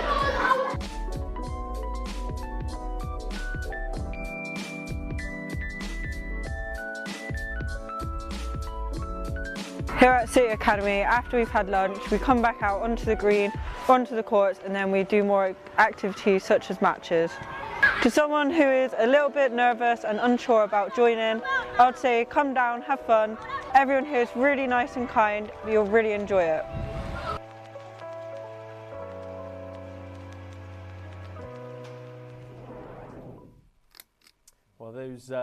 those camps are available for people in between the ages of 6 to 12 years old. They help support families throughout the holidays who rely on free school meals. You, of course, can head to bcfc.co.uk for more details. James, looking ahead to the second half, do you think there'll be changes at half-time from Lauren? What do you think the sort of key messages from her will be leading into this second period? I think in possession is just patience, because we're showing that we can create opportunities and not force passes that aren't there for us. But then out of possession, I think it's just that, you know, we need to defend our penalty area a little bit better than we have done in the first half, which, you know, if we're completely honest, that's unlike us, that first half from a defensive perspective. So I think that would probably be the key messages, whether she decides to make a personnel change right now or stick with the players that finished that first half to give them an opportunity to go and put things right. I'm not too sure, but I think we'll see a better performance in the second half, hopefully. And of course now a point will feel like a win. If Bristol City can peg it back to 3-3 perhaps, take it to the final game of the season as well. Obviously we're in that second spot as it stands. The win is more important to the Lionesses, arguably. That would be a pretty decent result, all things considered. Yeah, I think where we are now, but you know, knowing Lauren like I do and knowing that group of players, is they won't want to settle for a draw, which is a nice attitude to have. So, you know, they're certainly going to go for it in the second half, and, you know, hopefully we can turn it around. And for you, even, I mean, you don't necessarily have a direct coaching role, but are you sort of looking at this game and sort of picking up on key little things that you might feed back to Lauren when they're back on the training pitches in the next couple of weeks? Yeah, I think it's as I said, the staff group are really close knit, and we're all working with each other. We've all got the same end goal in mind. So yeah, you know, we're always, and I think as a coach, you're always looking at games and analysing and trying to figure out how you'd fix it. And you know, you've got to be happy to share that information if I felt it was a justifiable message. Yeah, absolutely. Well, James, thank you very much. We'll let you rejoin Dan in the commentary area as the London City Lionesses re-emerge onto the pitch up there at the HPC. Still plenty of fans making their way back to their seats with their half-time refreshments. We'll hand you back to Dan White, who is our lead commentator today, for all the action in the second half. Thank you very much, Toby. Yep, London City on their way out, and just behind them are the Bristol City girls as well. So while they get ready and see if there's any changes at half-time as well, we have got time to have a look at the full-time scores from the rest of the Championship. City are, of course, the last kick-off of the day. And some big results around the Championship today. Charlton winning 3-0 away at Blackburn. Neither of those sides, of course, have anything to play for, so still quite a good result nonetheless for Charlton. In the Battle of the North East, Durham have beaten Sunderland by 3-0 as well. And again, Durham really trying to keep up with everybody else above them, including City, London City as well. But I think probably not going to catch them, but a good result nonetheless. Liverpool have beaten Sheffield United 6-1, which is a great result, because Sheffield United are not a bad team at all in this division, but Liverpool just showing why they are going to be playing WSL football next season. And then the big one at the bottom of the table. Now, we played Coventry last week, of course, and I mentioned that they needed to win both of their last games to stay up. They're winning, and they have won, in fact. That game's just finished. They've beaten Lewes 1-0, and Watford have lost, who are the team above them. Now, next week, it's Coventry versus Watford, and winner stays up. And that's going to be a huge game. Never mind Bristol City versus Sunderland next week, James. I think both of those teams will have nothing to play for. Coventry, Watford, winner stays up, and it's a monumental victory for Coventry there, of course. They're 2 points behind Watford. Watford will just need a draw. But if Coventry win that, that's a monumental comeback, considering the fact they were on -10. Well, they deducted -10 points in January. So nearly there, Coventry, and a great comeback from them. Yeah, it's been really, really impressive to see, actually. Because they were good performance from them last season, last week even. You know, they got the draw that they probably needed against City, but they didn't look like a team at the bottom of the table, did they? No, absolutely not. And you know, that game next week is huge, as you said. Yeah, talking of monumental comebacks, we need one of our own now from Bristol City. They are 3-1 down here at the Robbins High Performance Centre, and we're just waiting for the referees to emerge. We're all ready, just waiting for the refs and their assistants. So yeah, as I say, a big comeback needed from Bristol City here, but with Abby Harrison on the field, you never know. With Mel Johnson supplying the bullets, the options are there for City to really give this a go. yeah, there's so many goals throughout the team as we spoke about in the first half. So yeah, it's going to be an exciting second half. I think it'll be interesting to see how London City approach it, but it's going to be an exciting one from our perspective. Okay, almost ready to go then in the second half.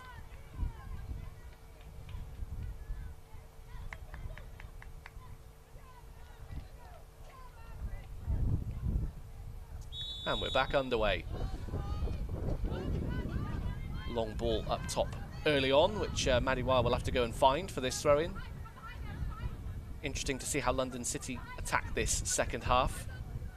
Comfortable with their 2-goal lead at the moment. Interesting to see how they approach this second half.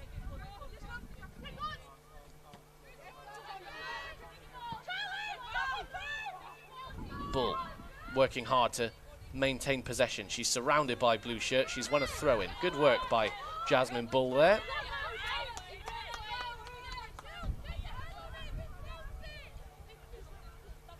And a poor touch that time from Chloe Bull. Hands possession straight back to London City.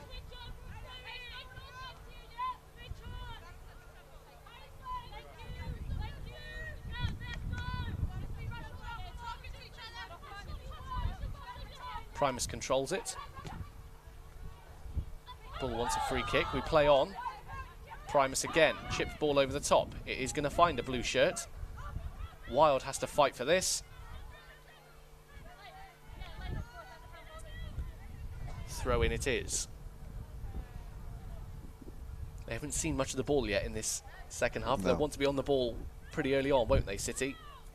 Try and take control. Primus with the cross. Whitehouse comes to collect. Swerved a little bit in the wind, but a good take by Whitehouse.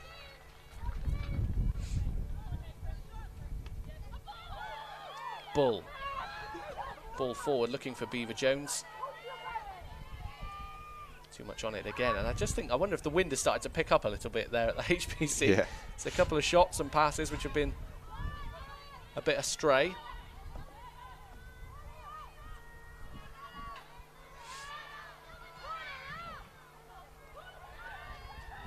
Beaver Jones trying to turn her marker, but gets a free kick.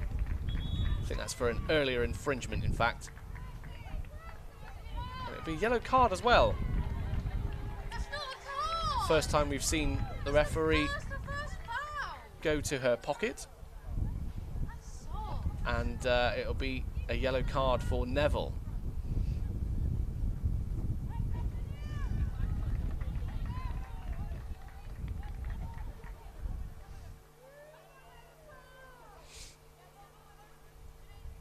Powell then, maybe trying to utilise the wind a little bit here. She's inside her own half. Few options ahead of her. Ball forward is headed straight back to Powell, who can charge forward here.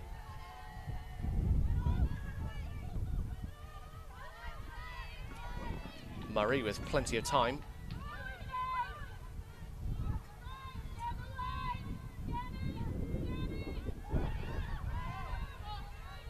Powell goes down looking for a free kick, nothing doing this time, and London City are able to clear away. They're not shy of goals, these two teams. It finished 3-2 the last time they both met earlier in the season.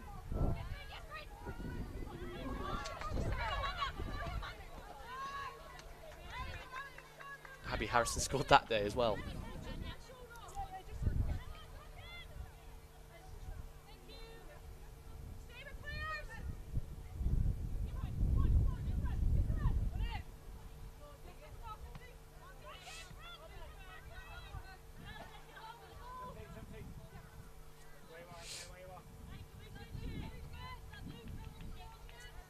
Fitzgerald with the throw.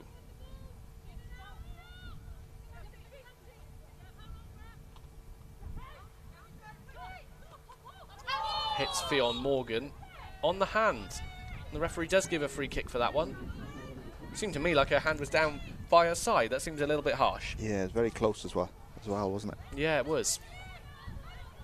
As it is, City have got some defending to do from a free kick now.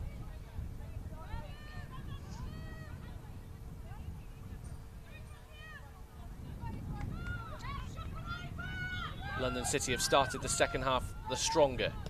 In comes the free kick, cleared away well by Beaver Jones. Johnson hacks it clear to Morgan. Morgan needs some support here. She's getting pulled a little bit. No free kick given. City get a throw instead.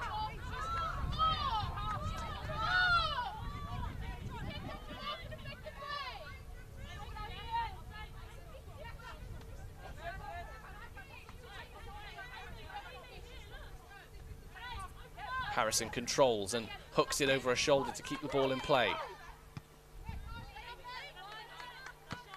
How can City, James, just get a bit more control in this game? It seems a little bit frantic still in this first 5 minutes.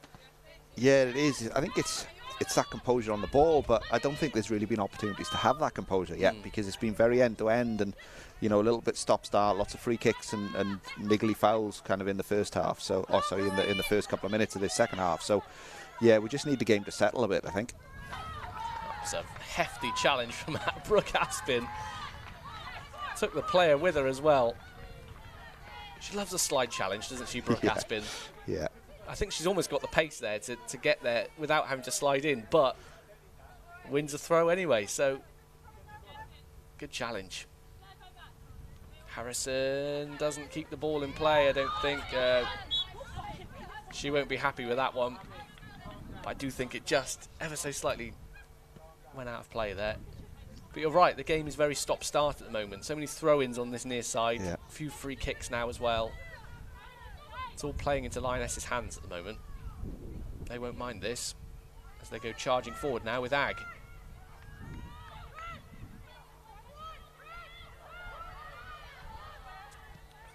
Powell clears it away.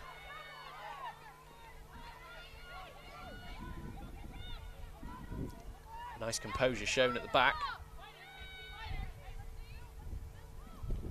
Harley Bennett with a cross-field pass, I should say. Kept in play by Moya. And Madiwal does well to stand her up and out for a throw.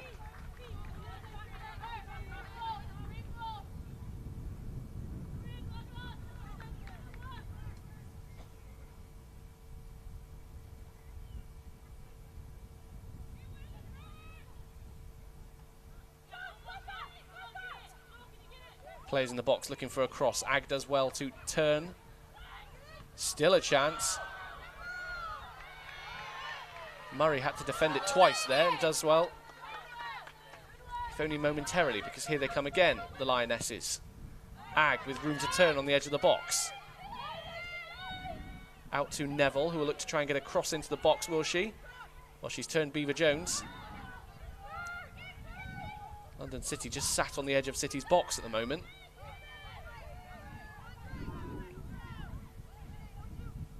In comes the cross now, a high cross. Murray's underneath that one. And out and well defended. Another strong challenge. She won the ball. Neville with her hands in the air, but looked like a good challenge from where we were, from Ella Powell.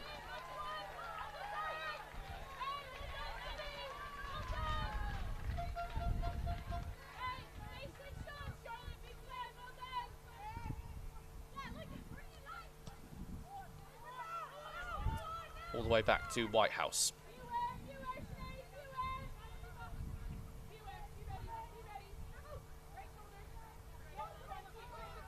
No time for Wild.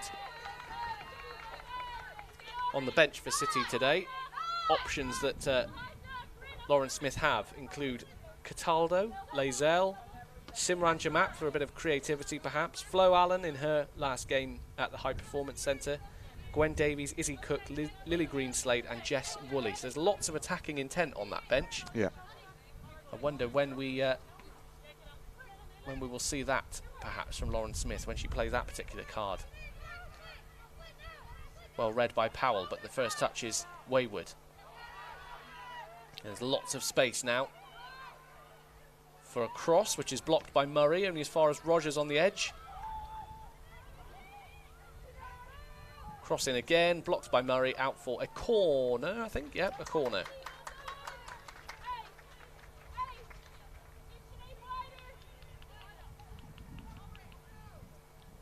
So far, this 10 minutes has really played into London's hands, hasn't it?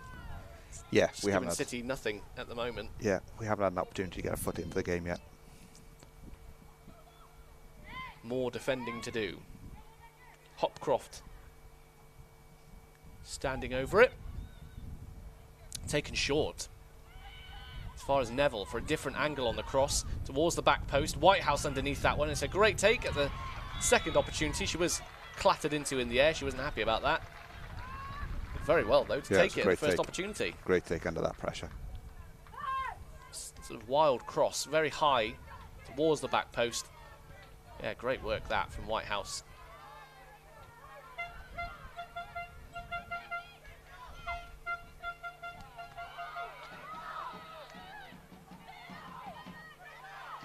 Well, despite being 3-1 down, it hasn't stopped these City fans from cheering their team on. Desperate to see sparks of a comeback at some point soon, hopefully. Whitehouse out to Wild, excellent pass. Wild is just caught there by Moya.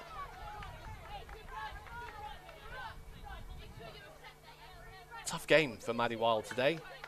Tough opposition, but she's dealt with it reasonably well so far on her first start.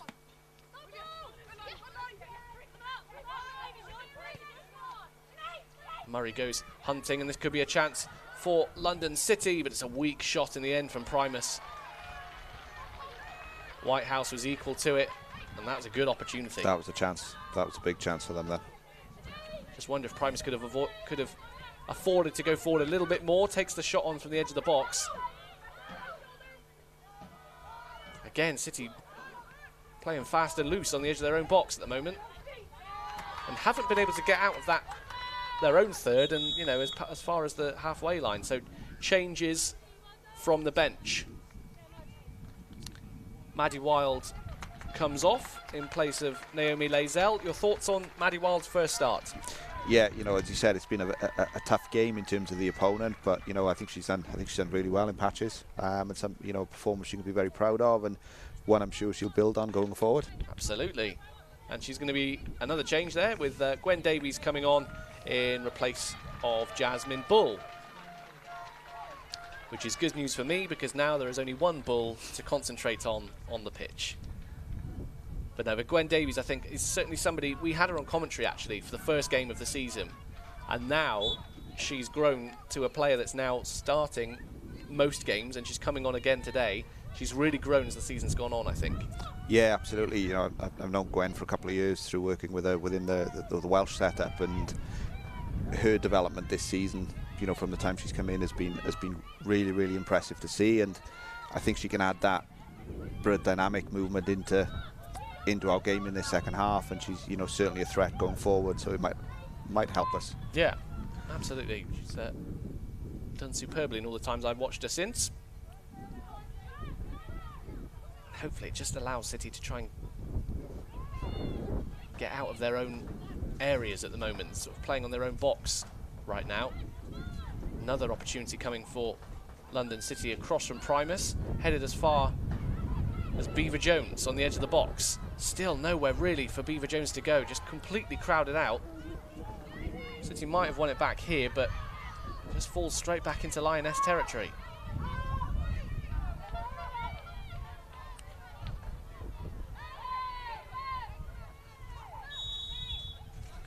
Free kick given against Ella Powell. It's a bit of a late challenge there, really, from Ella Powell. It's always helpful when one of the coaching staff is right next to our camera there, so we can hear everything that they're saying. They're not happy with that one.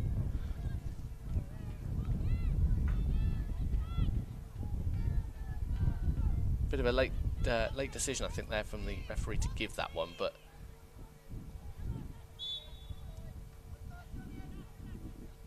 ball is played forward, headed away, but only as far as a blue shirt. Bit of juggling going on. Cross now from Neville is blocked away.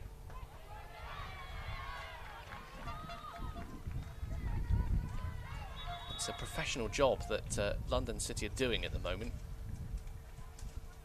Again, the referee wants a word with somebody about something.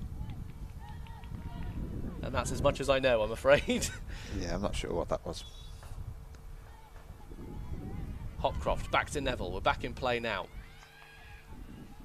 As we are hitting the hour mark. City still trailing 3-1. It's not been a stellar opening 15 minutes to the second half, and it's lost again. This time by Davies, who's just come on. Back out to Ag on the edge of the box, who shoots low, and a good save. I think that was a good save. Just took a slight touch of the glove, didn't it, from Whitehouse to just palm it past the post. And a corner it will be to London City. Yeah, very good save.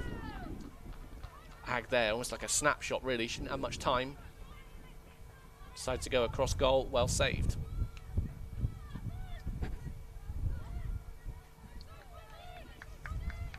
On the hour mark then, City trailing 3-1.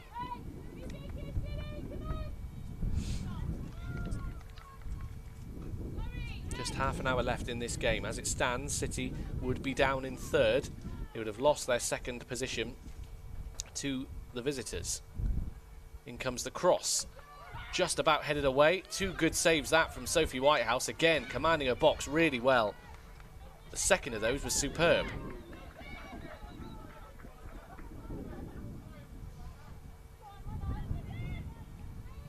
This time it's taken short.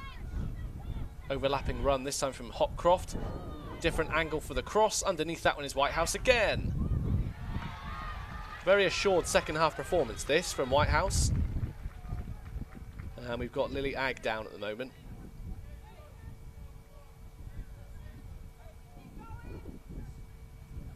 And she's had a very good second half, I think. Sophie Whitehouse, much more commanding of her box, I feel. Yeah, she looks very composed. Good recovery. This is the first corner, so this is this double save here. So she commands it well. A bit of help from her defender, and then that second save really was much better. Yeah. Much better. Oh, it's really good. So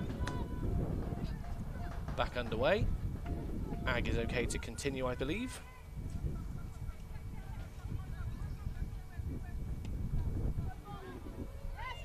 Long ball forward.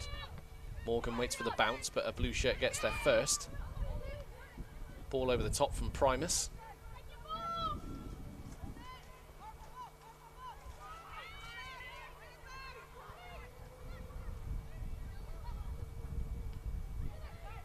It's better from Bull. Can she spark something into life here? Long ball over the top, looking for Abby Harrison. Is she onside? Well, she's not going to get the ball anyway.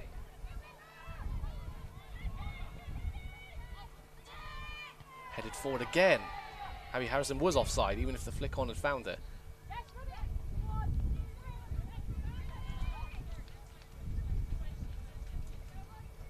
And do you think as a striker, Abby is going to be getting frustrated at this point? She's not really had much opportunity on the ball, and it's sort of, you know, she'll be wanting a lot more of the ball to get her eye in, ready for, you know, trying to get a counter-attack going. Yeah, I think so. I think she had more service in the first half than she has so far in the second half, but hopefully we can get that changed over the next couple of minutes to get us back into the game. You almost just want to touch the ball just to keep your eye in, keep your focus. London City have done well to keep them quiet though. Ball over the top, and Fitzgerald is onside here. She's looking to try and get the ball into the box. Switches back onto her right foot. Rogers shoots low, and I think that comes off the foot of Ag. It'll be a goal kick. Yeah.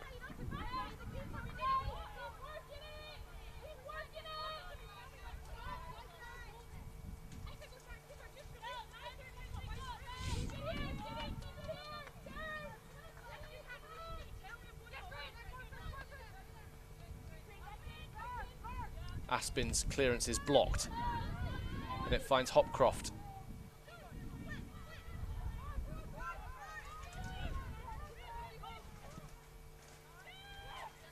Pushing the back against Fiona Morgan there. Yeah, the referee's given that one. Ever so slightly, just a little nudge in the small of the back. The longer this goes on, I think the more frustrated these City players are going to get, and it's far too stop-start at the moment, isn't it? Yeah, there's no fluidity in the second half at all, which doesn't suit us and how we're trying to play or want to play.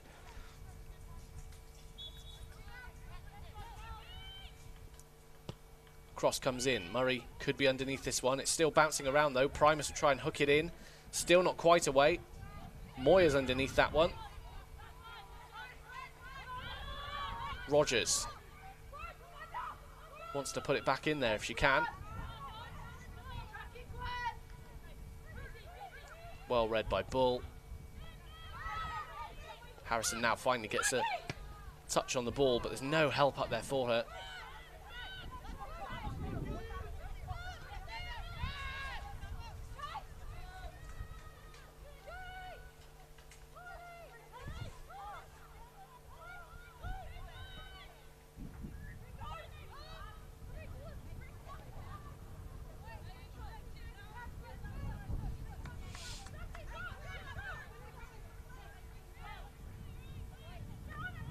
Aspin, who has seen plenty of the ball, especially in the second half.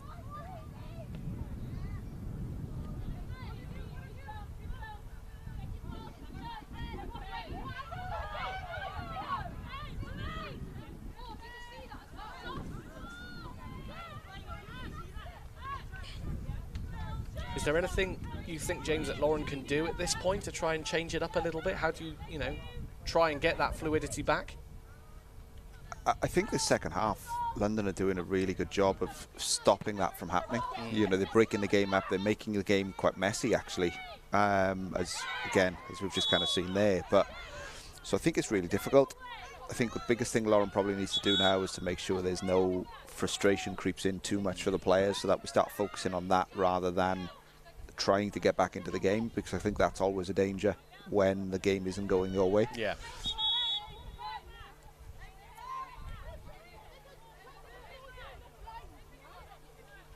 So, Morgan with the free kick. Satara Murray's up there. There's quite a few up there, actually. Aspin as well. Long ball forward. Abby Harrison trying to get underneath that one. Lionesses are able to clear it away. Bull forward again. The pace of Morgan is able to just keep the ball in play, but she's crowded out. Bit of a kick out and a push as well against Morgan there. The referee's going to have a word here. This might be a free kick to... Well, it's hard to see. It's going to be a free kick to City, I think. To begin with, it looked like 6 of one, half does the other, but there's too much. See again here. So Morgan goes down, and there's a kick out and a push in the back against Morgan. So I wonder what the referee has to say here.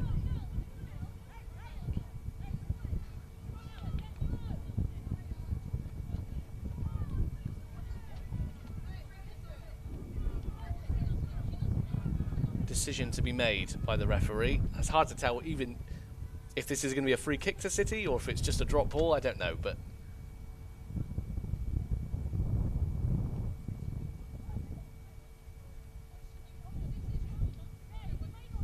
it will be a yellow card.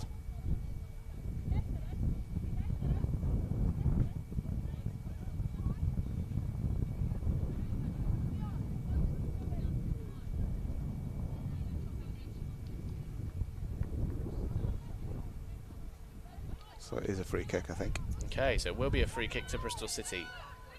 That was Charlotte Fleming down there, who's just been booked, by the way, for that infringement.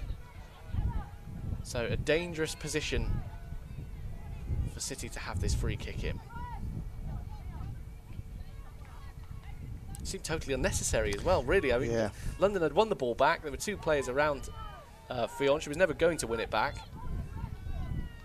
And could that little bit of a lapse in concentration and discipline cost the Lionesses here?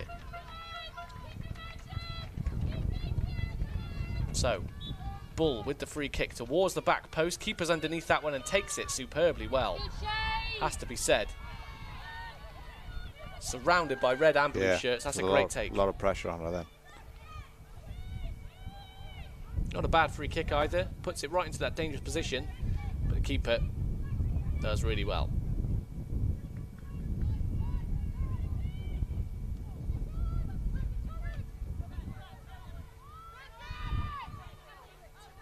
Ball over the top for Moya.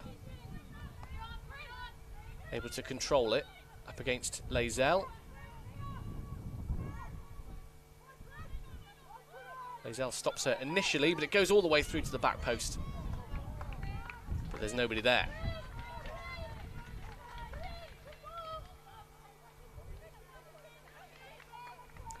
20 minutes gone on, well, 20 minutes to go, I should say, on Robins TV. City trailing 3-1 in this, and it's not crucial, but important game of the fight for second place, and they're currently trailing 3-1 against the team in third, who would now overtake them into that second spot as things stand.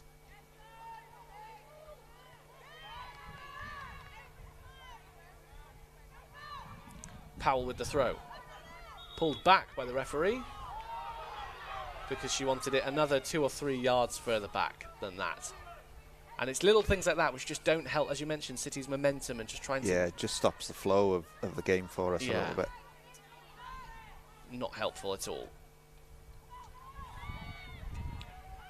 Fionn Morgan trying to read the back pass there. The ball's still in play, kept him well. This is a bit better from City in terms of the press. They're working hard. Yeah. Helped by the crowd as well, who are really cheering them on still, despite the scoreline. Aspin with another sliding challenge. She's hurt herself there as well. But a good challenge nonetheless. Out for a throw-in. Here she comes. Out the way, Naomi. I've got this. Good challenge.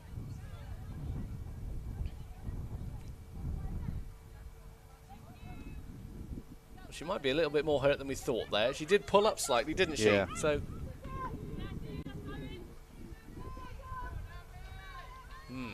take a little break then so that she can receive treatment. So, options on the bench. We can see there Jess Woolley, Flo Allen, Simran Jamat. I think Lauren probably has one more roll of the dice here to bring on who she wants to bring on. Who do you think that third change will be?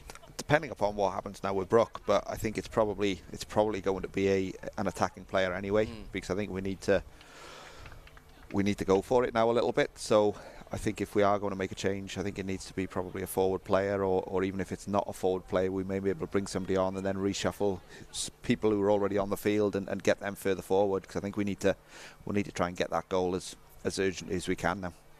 Yeah, hopefully Brooke isn't too badly injured here. We'll see it. She pulled up slightly, holding her maybe the front of her thigh, something like that. I think it was in the end.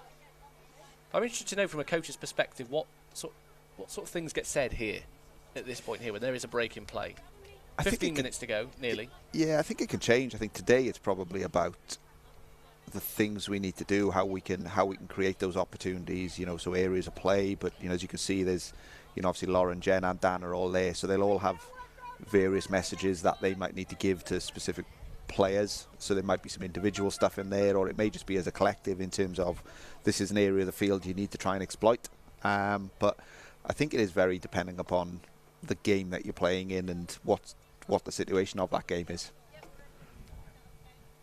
So Brooke is back on her feet, which is good. Not moving brilliantly, and the shin pads are off as well. I noticed. She threw those to one side. And it might be the end of her afternoon. What it does mean, though, is that Flo Allen gets her swan song at the Robins High Performance Centre in front of her home fans. And Abby Harrison there, such an excellent gesture to give her the armband for this final 15 minutes. I think she deserves that. Great to see. And Melissa Johnson comes off as well for Jess Woolley. A great opportunity for Jess, by the way. Yeah. Who missed so much football the past couple of years, and appearances have come in spits and spats really this season. So another opportunity for her to try and get the team back in the game.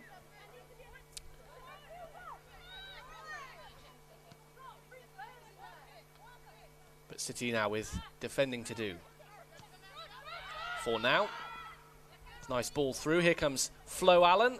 And her first act is to concede a corner, so she got enough of that on that challenge there. I had my heart in my mouth there with Flo Allen. She went diving in, but got enough on it.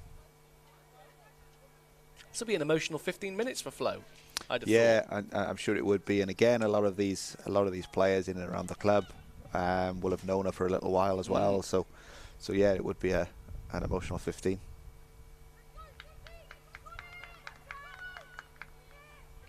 Corner to London City then. Nearly everyone back for Bristol City. Deep corner, headed high by Beaver Jones. That was a great clearing header. Bull with the slightest nick on it to concede another. This is a good clearance by Beaver Jones. I think Whitehouse on that occasion wasn't quite underneath it, but there's Beaver Jones.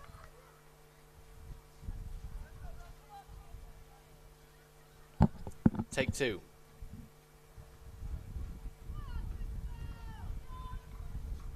And it comes again towards the back post this time. Again, meets a red head first. And the shot is wayward.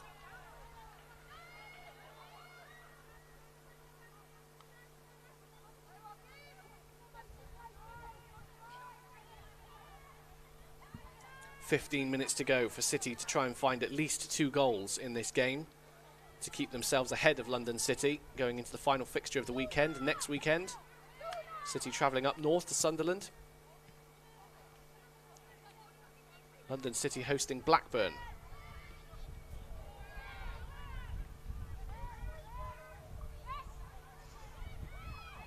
Both are winnable games for both sides, so yeah, you've got to feel that this 15 minutes is going to be crucial, really.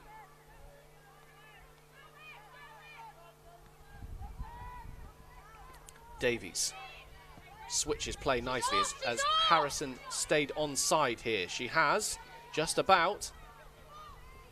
Looking to get a cross in now, gets past her marker. Cross is good, but cleared away. Hopcroft does just about enough for now. Powell on her right foot gets a cross into the box and evades everybody. Harrison wasn't back into her normal position there. That's better though. Need more of that from Bristol City.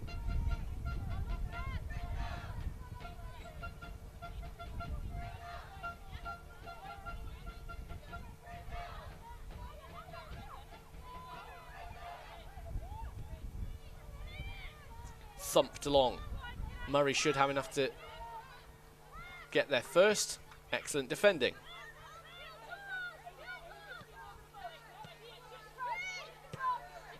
Harrison again onside, but ball just wins that particular race again. She's getting frustrated.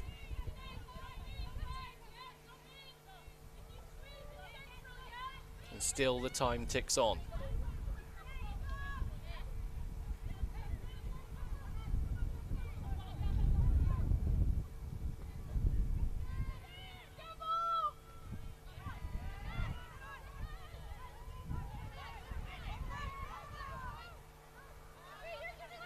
Fitzgerald's pass is wayward, just leaning back slightly on that one.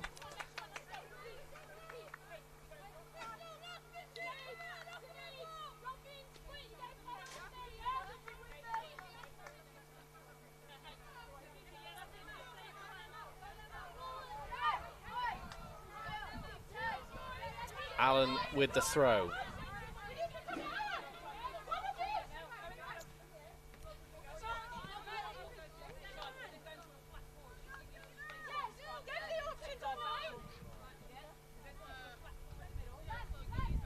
Game just seems to be slowing down now, James. Yeah. London City doing their jobs.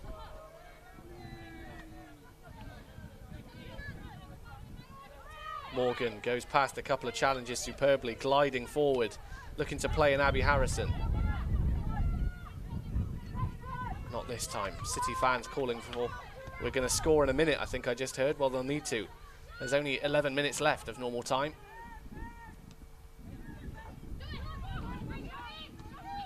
Davies' concentration just left her momentarily. Allen's lost it, concedes a free kick perhaps. Yeah. But she might get a yellow card here as well because she had to give away the free kick. She'd lost possession. Just left her leg out.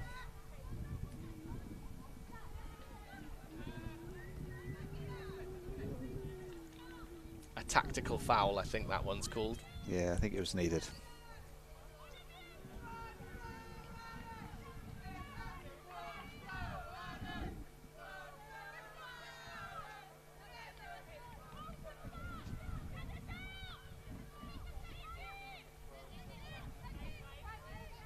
Rogers free kick. City playing their line on the edge of their own box for this one.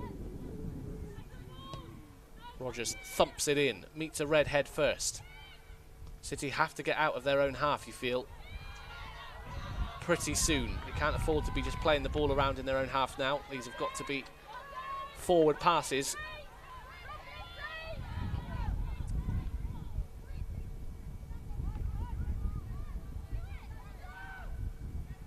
Here come London City again.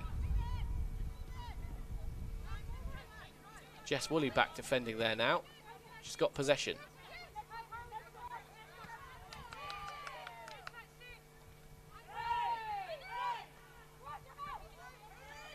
Rogers skips past a couple of challenges.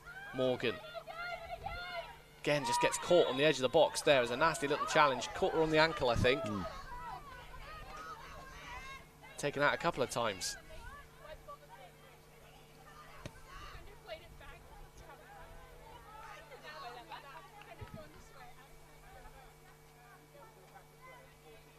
And now Rogers goes down. Well, that's seemed okay a minute ago when she caused the foul.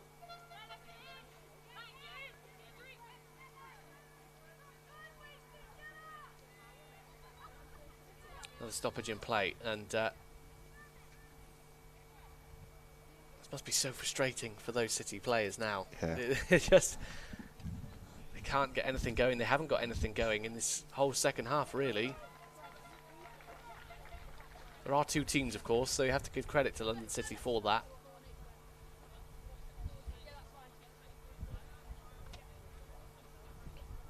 And bar the goal, they've, in most part, kept Abby Harrison quiet. Yeah, they have.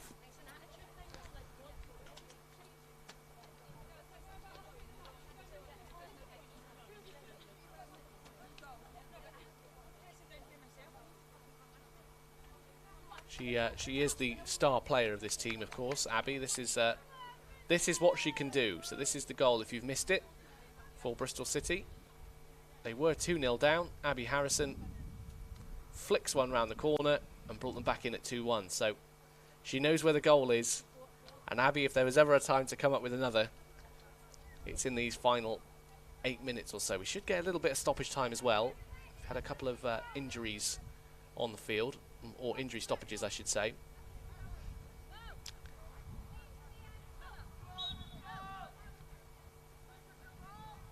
Whitehouse forward.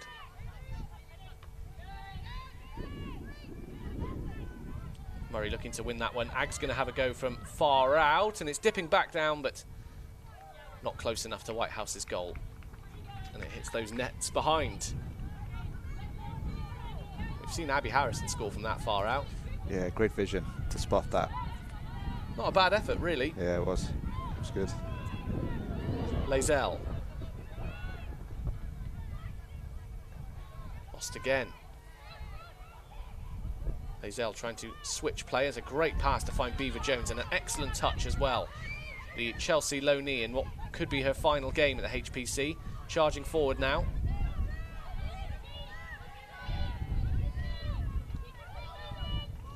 Crossfield pass, finds Morgan, needs to get a ball into the box now. Here comes the cross.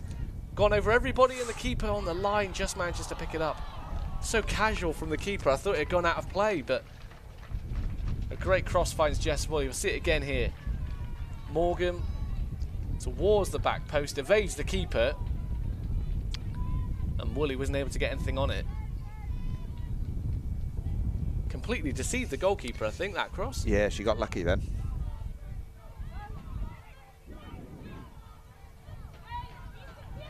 Murray. Moving forward, but might have lost possession. Nope, uses her strength well. Davies.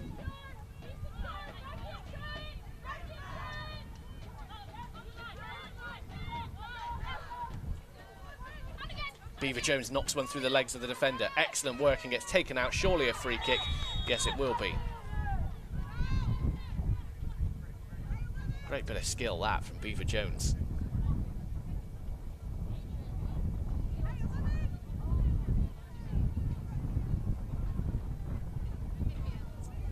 Five options ahead of Field Morgan as Murray joins the attack now as well. Got to be a good delivery, this one. If it is, and we find the back of the net, we could be in for a blockbuster finish here.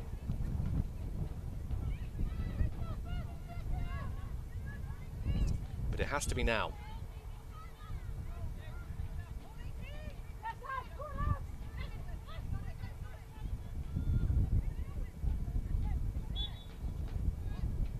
Morgan's cross. Almost finds Murray at the back post. Harrison on the edge of the box, takes a touch. Had her eye on goal there. Wisely plays it back out to Morgan instead. Denied this time by Moya. Beaver Jones.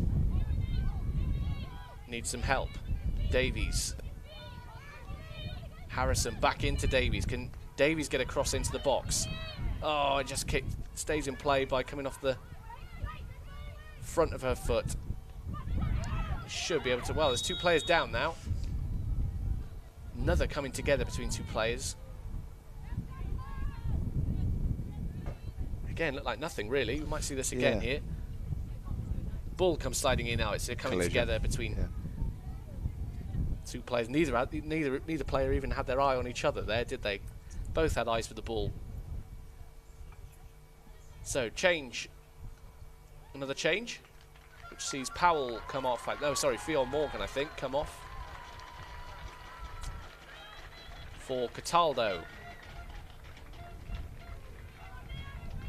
She's worked hard today, Field Morgan. Yeah, yeah, absolutely. Superb work. Some good free kicks, some good deliveries.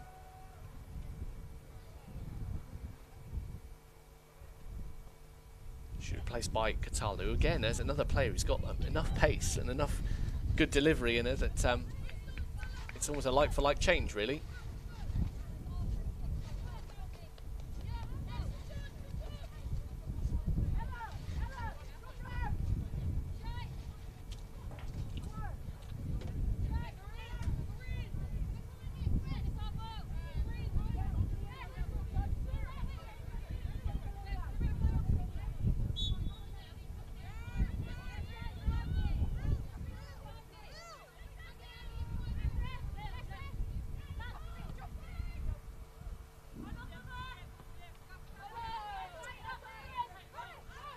Free kick is just cleared away.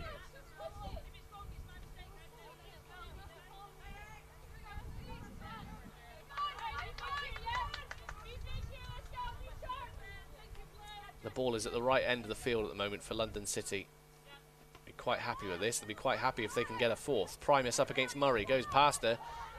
Gwen Davies is there with the recovery challenge.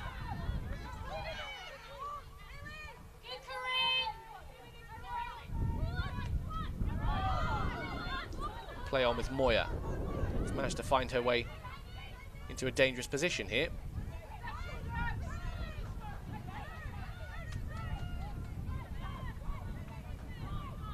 Happy to keep it in the corner now, London City. Cleared away. Woolley does well, linking up with Harrison, but again, it's an adventurous pass forward to Harrison. They did really well, but on the charge is Ella Powell. Finds Harrison on her right foot, looking to try and unleash something. Gets caught up though. City throwing everything now at this London City defence. Lazelle.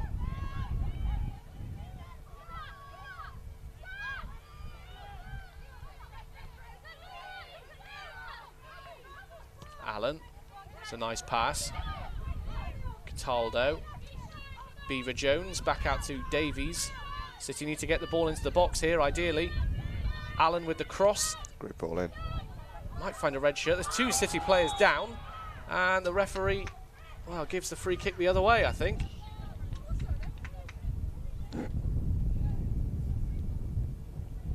See this again. Flo Allen with a nice deep cross. And the two City players run into each other, actually. Not sure how that's a free kick to anybody, mind you. I don't know if that caught an arm or something, but... Another opportunity wasted there. Changes coming now for London City Lionesses, as Grace Neville is replaced by Carly Girasoli,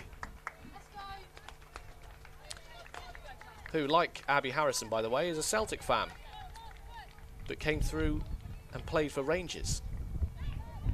Not sure that went down well in the family, but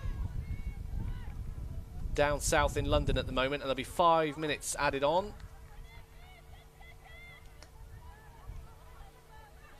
If you score early enough, you never know.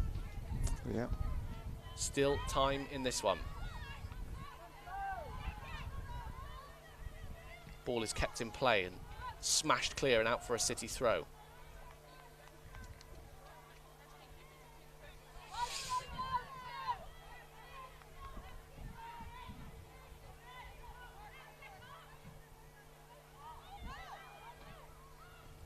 Ball is out, throw into, well, the linesman and the referee disagreed, and the referee's assistant changed their mind. Still with London City, though.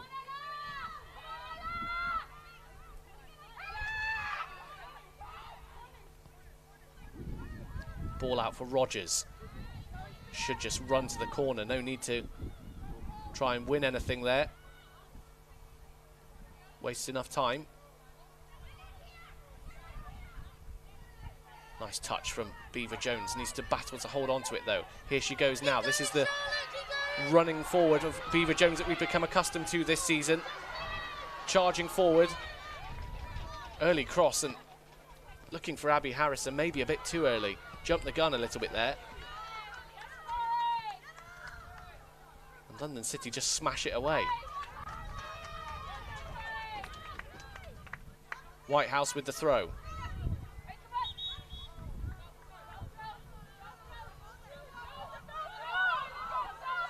Well, London City make a good point. It's a foul throw if that's what the referee is given there.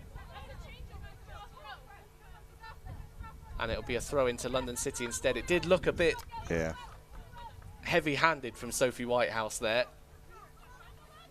They don't practice those, the goalkeepers, of course, but it's not ideal, really, when you're in stoppage time to give away a foul throw like that.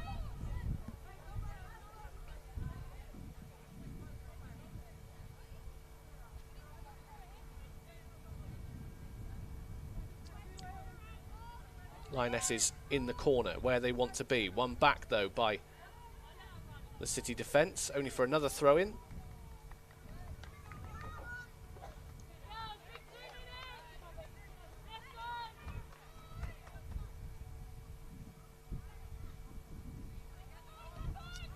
Right, 2 minutes left of added time.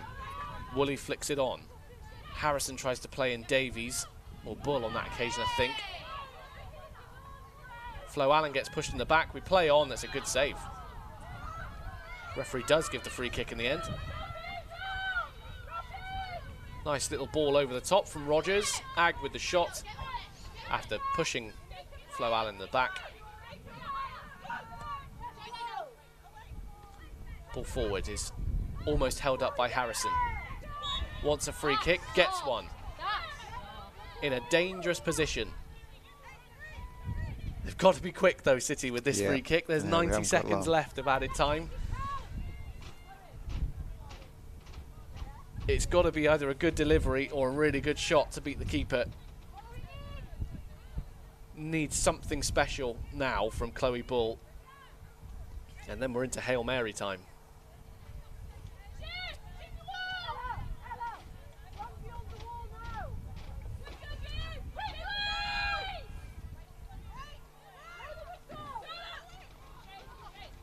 Bull with this free kick then.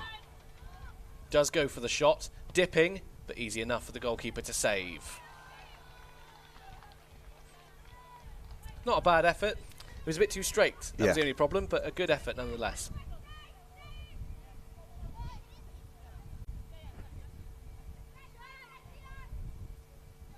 And that might be it, you know.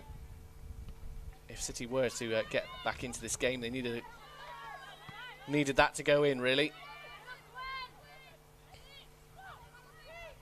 Cataldo.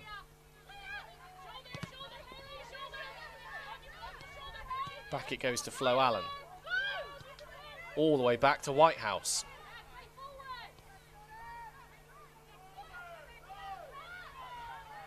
Murray. Ball over the top, direct. For the run of Powell, has she got enough to keep it in play? No, it'll be a throw, and that probably is that. It means the race for second place will go down to the final day, James.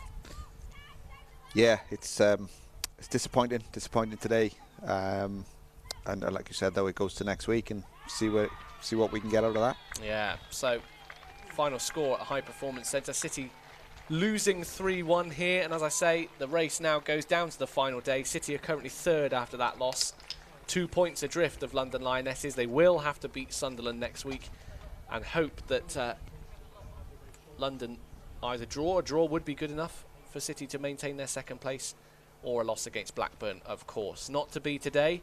The winless run continues at the High Performance Centre. We'll let James go back and have a chat and analyse all of that second half. It's finished here. Bristol City 1, London City 3.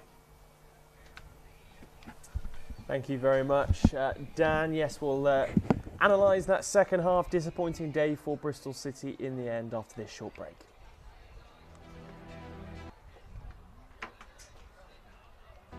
It's more than a game. It's my match day ritual. It's our walk to the gate. It's meeting my mates. It's nothing without our fans. It's the ups and the downs. It's our young lads coming through. It's my dream come true. It's our club! It's a way of life.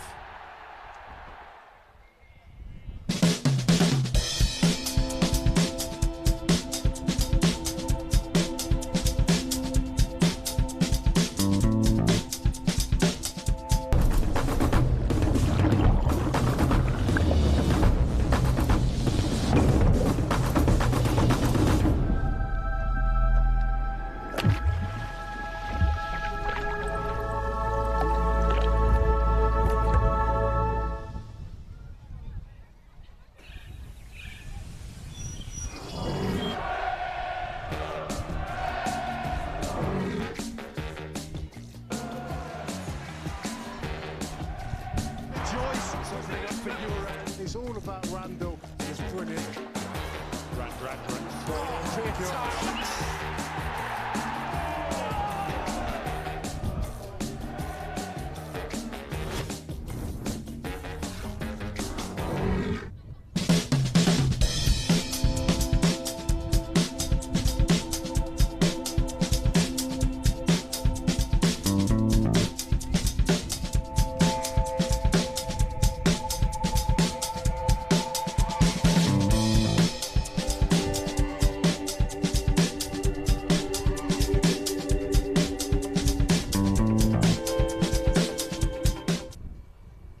Welcome back to Robins TV. A disappointing afternoon for Lauren Smith's side. I'm rejoined by James. James, on reflection, a disappointing end to the season at home at the HPC, but I guess it caps off what's been a pretty impressive season overall. Ultimately, I think Lauren will probably go into next week wanting to finish on a high and regain that second position, but on the whole, it's been a pretty promising season. Yeah, I think as a club, everything about this season was really just making sure the infrastructure was in place, and we were really setting the groundwork ready for next season. And if we overachieved, you know, and ended up getting promotion this year, then that would have been, you know, a real added bonus. But I think it was really about getting the right people in the building, the right players in the building, and really building that infrastructure of the club again from bottom to top. So from that perspective, obviously it's been a really, really positive season. I think today, disappointing result, and you know, I'm sure next week they'll be ready to try and put that right, you know, away to Sunderland. And a big summer ahead for you and Lauren and the remaining coaching staff now. Does the work really, I mean, you're obviously working all year round, but does this summer become, you know, really important now for you guys? Obviously a chance for the side to have a bit of a rest and recover and sort of get their minds focused ahead of next season.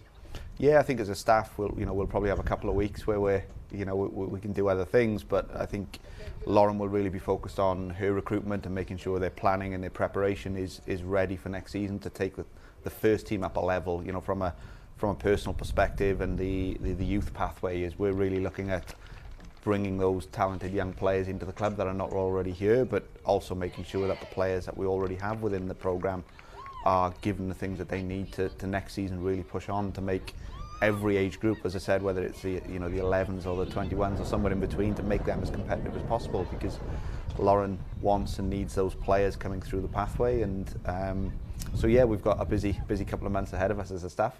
Yeah, absolutely. Well, James, thank you very much for your time today. We really appreciate it. Pleasure. Right, that concludes our coverage of the women's side for the season here on Robins TV. Of course, they'll be back in action one final time away next weekend. We're back on Robins TV for overseas viewers next weekend. Bristol City's home fixture against Hull City, so you can make sure you catch us there from 2:30. If you want to catch up with any of the action from today's games, you can look across social media this afternoon. And of course, it's the end of season awards as well, so look out to see who has been named player of the season for Lauren Smith's side. Disappointing in the end, up against the London City Lionesses, but we wish you a very good rest of your weekend.